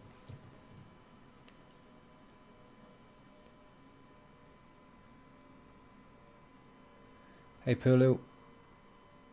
I do indeed do streams every 2 weeks. I've actually been doing them. I wonder, I need to check how long I've been doing these streams. I've been doing them a while now. Guts of a year. It's kind of cool. It's cool. I like that. Like there's certain people that I always see pop back up in the streams. You get to actually kind of get to know people. Get your regulars, which is really cool.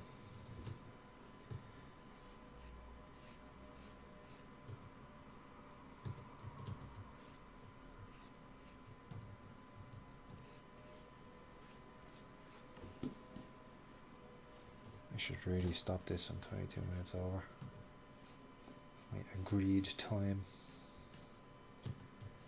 but I'm enjoying this now. I feel a bit of a flow.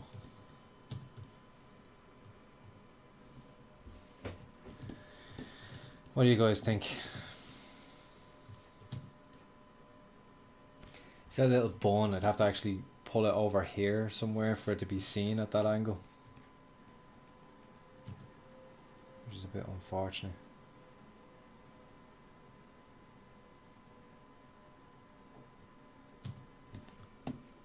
One quick thing.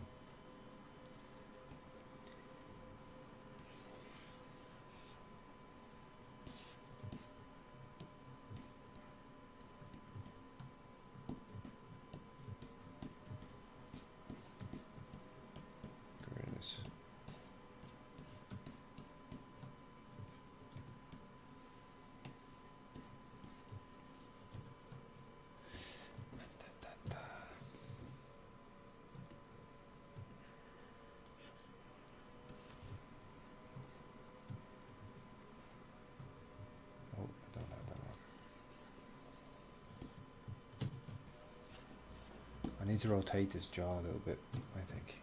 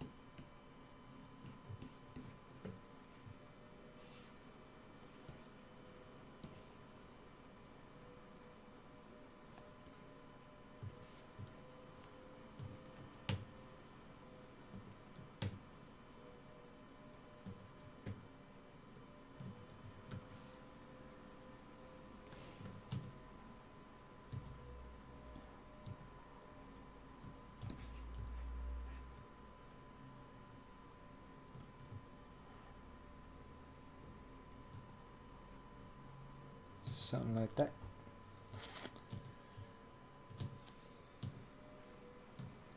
Should pull down the back of his head more.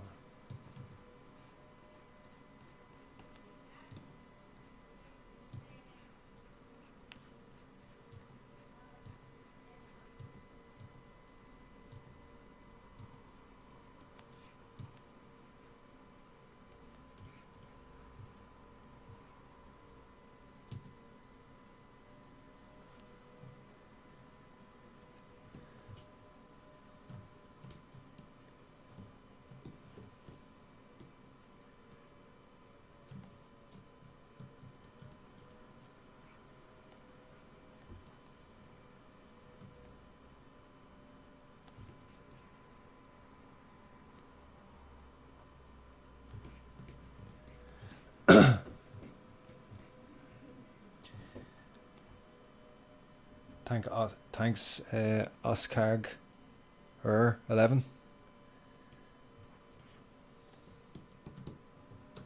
and thanks, Barry.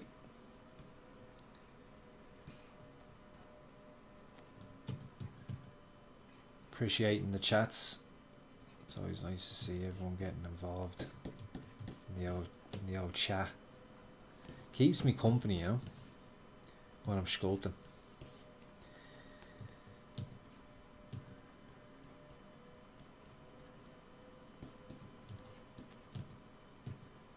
I need to get back into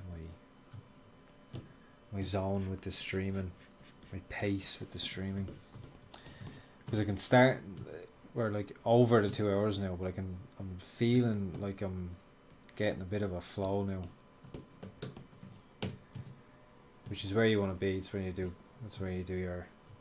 It's where you do some proper sculpting.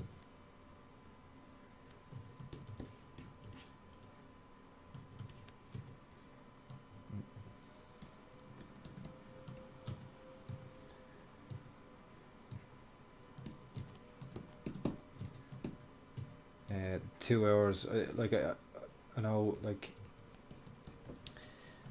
Ashley, as in Ashley Adams, that does A Cubed, that does these streams as well. Pixologic, she does like a 4 hour stream, which I don't have like enough time in the day to spare 4 hours really, which is really unfortunate because I think I'd rather do a 4 hour stream. You know, it gives the opportunity to really get into it, and also you can get something a lot more finished in 4 hours than you can in 2.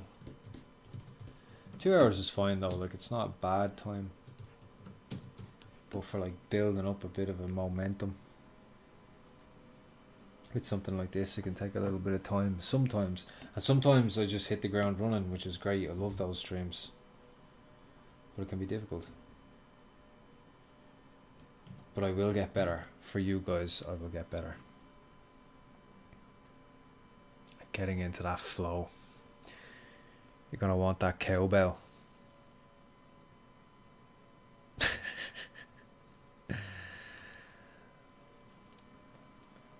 Oh, nice! I got to meet Mike Magnolia once. Super nice guy. It was really weird though because he didn't have a giant lion. I was all nerd spazzing out and said, "But you created Hellboy," and he was all, "Yeah." Nice. Yeah, that's really cool. He's the man. I seen him once. I didn't get to talk to him, but I did see him. I seen him in LA one time.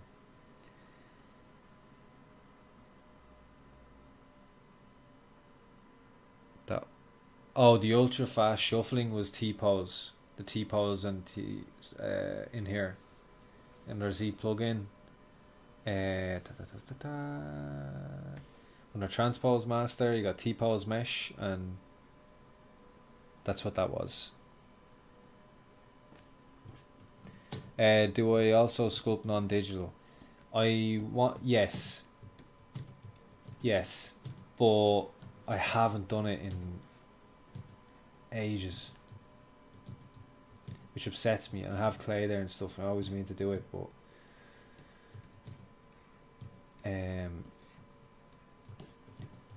yeah, I never did clay sculpting on any sort of professional level, but I do enjoy. I love clay sculpting.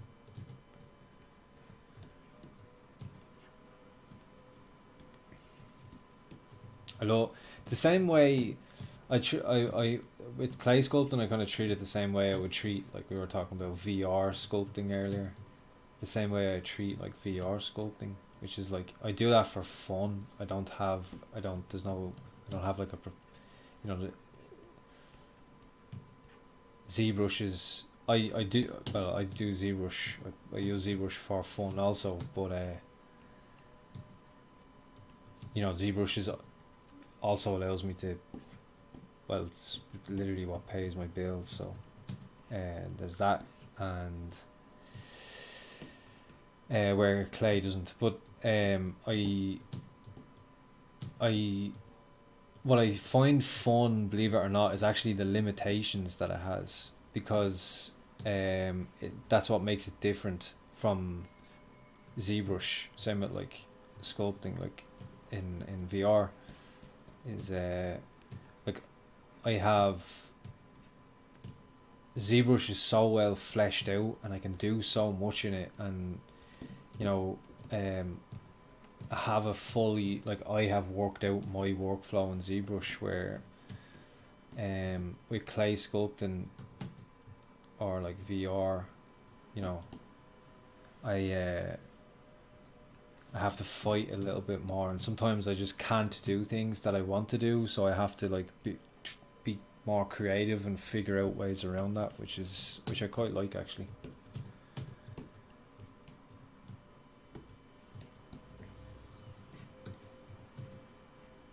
It's a nice change of pace, I'd say, is the best way to describe it.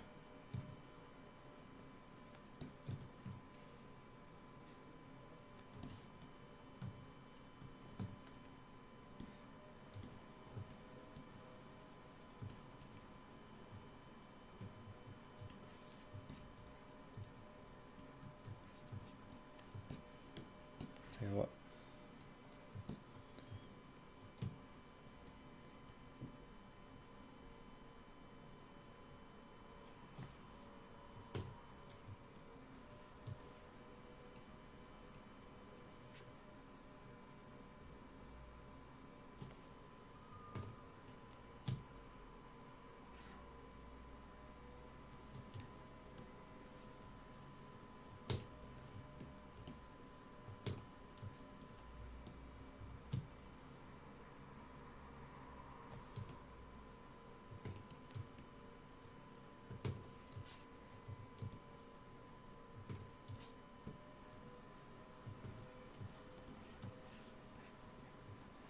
When did you start sculpting in ZBrush? I was saying this earlier, it's about 7 years ago.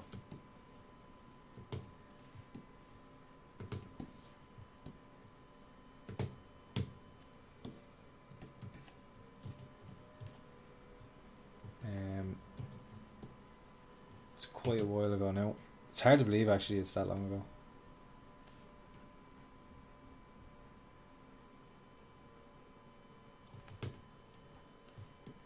What the oh, it's a tongue.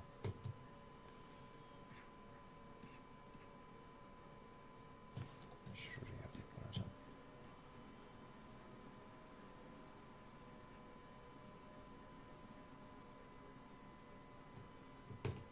So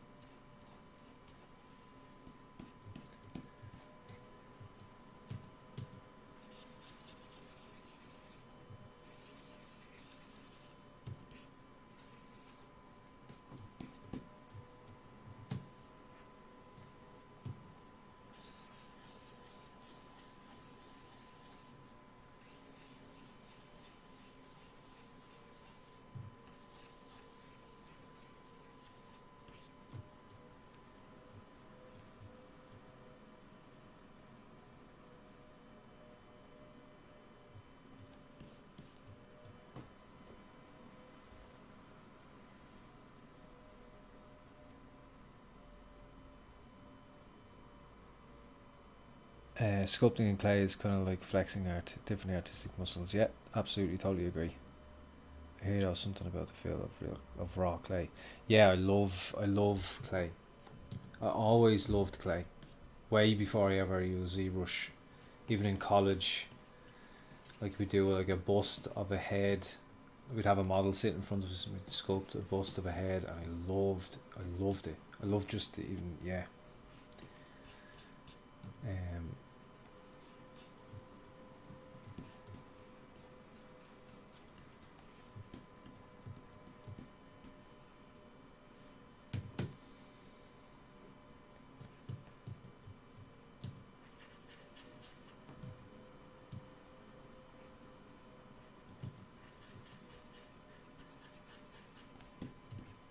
Touching up the planes that are facing upwards with a lighter colour, with a lighter value.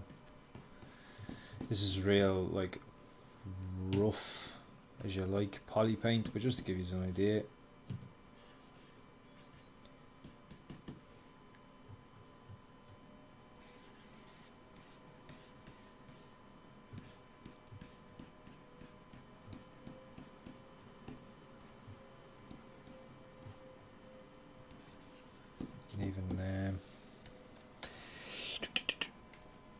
Sure, a lot of you have seen this trick before. It's a very common one. You're going to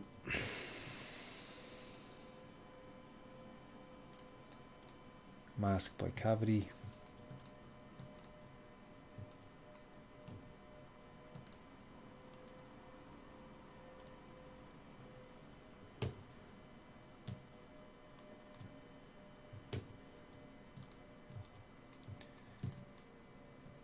And just fill with a darker colour. Just fill in all the little cracks and stuff with a bit of a darker colour. You can also use that to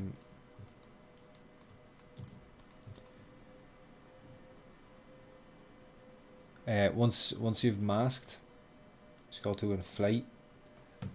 Just like pop it by 1, 2 max, and it'll just increase all your little surface details that bit more. It'll just make them pop a little bit more. It's a really common thing I see a lot of artists do.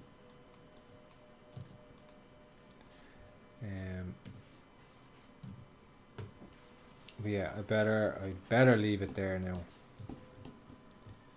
How this is gonna look now with a different material under that render. Might be alright. Nah, it's too strong.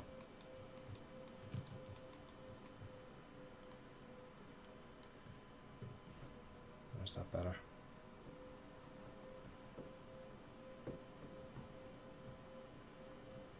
Nah, I don't know. What do you think?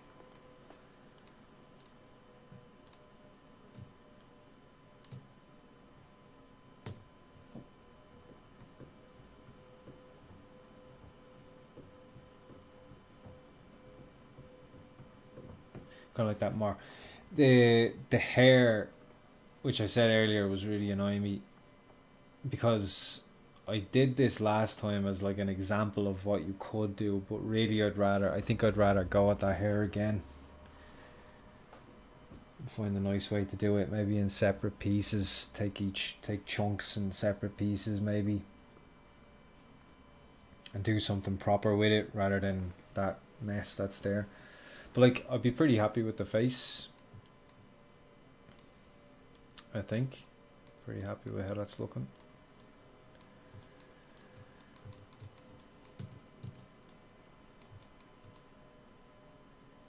Maybe just some kind of volume around the horns there will allow it to just feel like they're sitting into the head. And yeah, I think I'll be pretty happy with the face. Some more little motifing around the head, and I'll be pretty content with that. And yeah, with nice proper hair, go from there. And I think it would work pretty well. You could even, if you were doing this, you could even like take your slice and just like slice this up.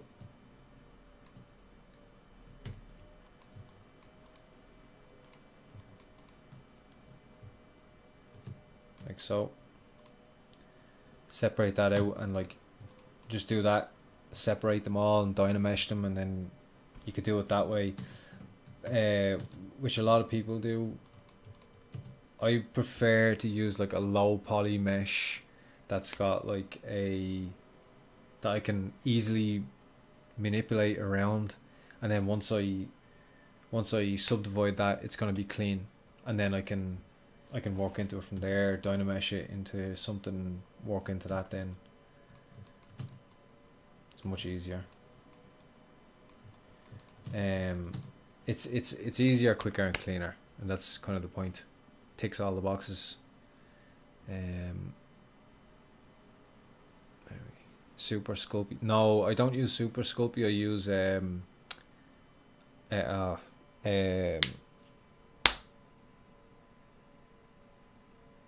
crap, the name's gone out of my head.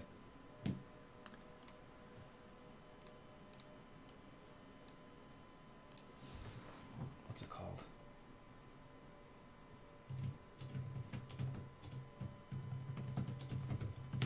I much prefer, I don't like Super Sculpty.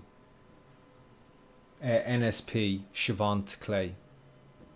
There's a shop in Dublin City that sells big chunks of it, so I buy that. I believe the Monster Clay is good too, but I like the Chavant because you can heat it up and soften it, and then it hardens over time. And what I do is like I'll heat up a chunk of it and work with that, and then use like the harder parts to make like smaller pieces, more intricate pieces and stuff. Yeah, I much prefer using the Chavant. I know like there are people who have used Super Sculpty and you know, to great success, but I just haven't ever had Super Sculpty and felt like, yeah, this feels good. Like Chavant feels better to me. But I mean, whatever is viable, whatever your preference is always viable. That's just it's my one.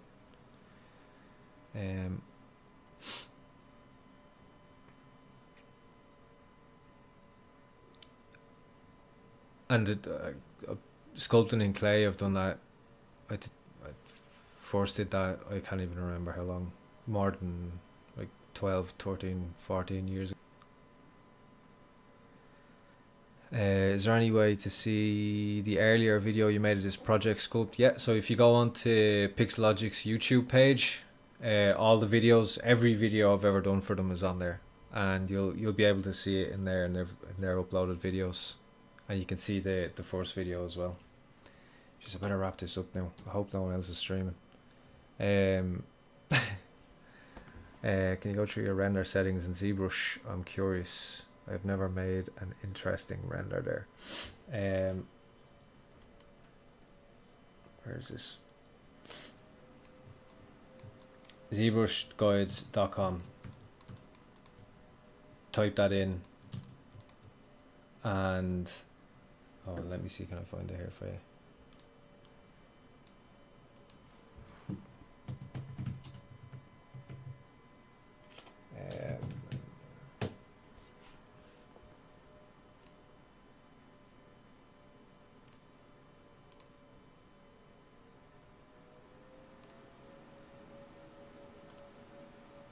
No, I don't think I'll find it.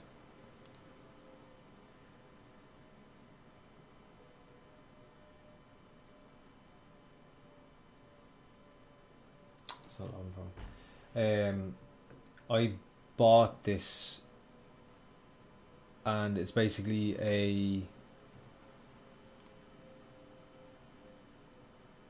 where's my sculpt gone?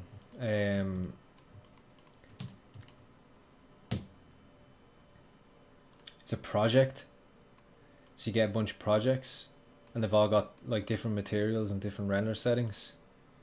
I think this is the one I'm currently using, and I just saved that as my own, like this is my startup, so I always start this before I do anything else. Got these render settings attached to it, and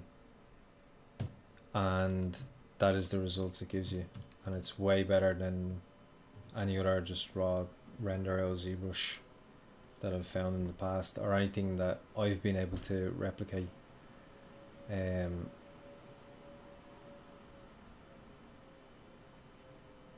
Like I've gotten close but not quite, but you'll find it there. ZBrush form, it's in ZBrush guides, and it's the ZBrush form. You get ZBrush form materials. Is that where you get the projects?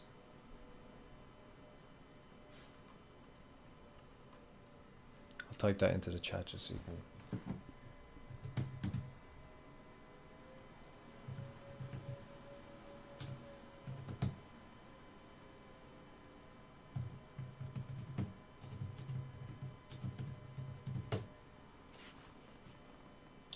Materials that mimic the local field of 3D printing resin from form to printer. Yeah, like these are like a lot of these are to replicate the form printers. ZBrush Macaps project materials. Yeah, here it is. I think this is it.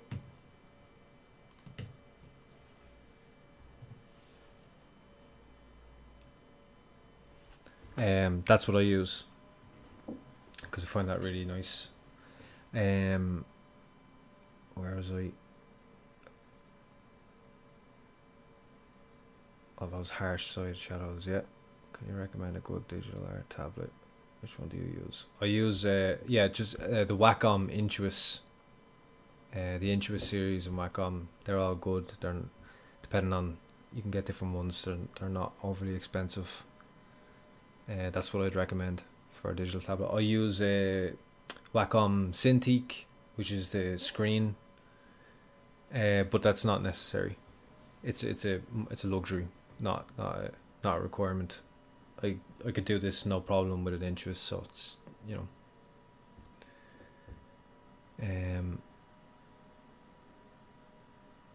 Thanks Tropic Dark Star. Fair play. Sculpt is looking great. Cheers, Marcellus. Ready to go.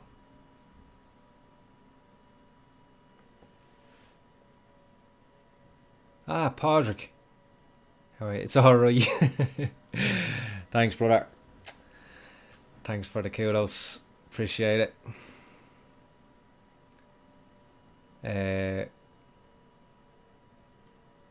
Like Images Pro M is around $300. It's great. Have it. Yeah, exactly. If you're looking for a super cheap. Yeah, okay. Alright, guys. I think we got a fair bit done in the last... Jesus, it's nearly an hour over. That's shocking. I'm going to get in trouble for that. No, I won't really, but still. Alright, guys. I'm going to love yous and leave yous. Thanks for joining the stream. Again, so you can find... what I usually do is I end up dropping my old link tree in here.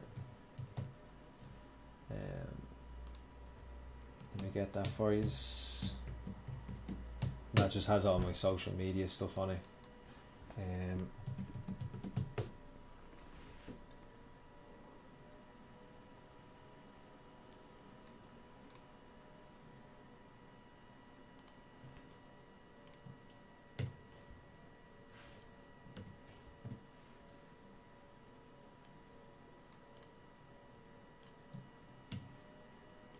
There we go. Got you eventually.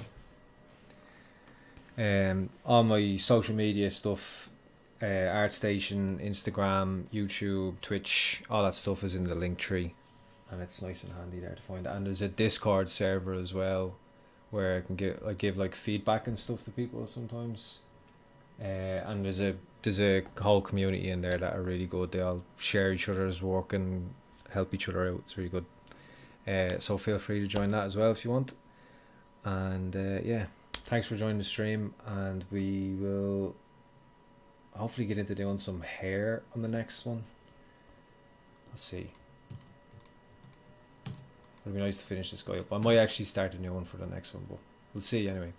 So again, 2 weeks time, same time, 8 p.m. GMT.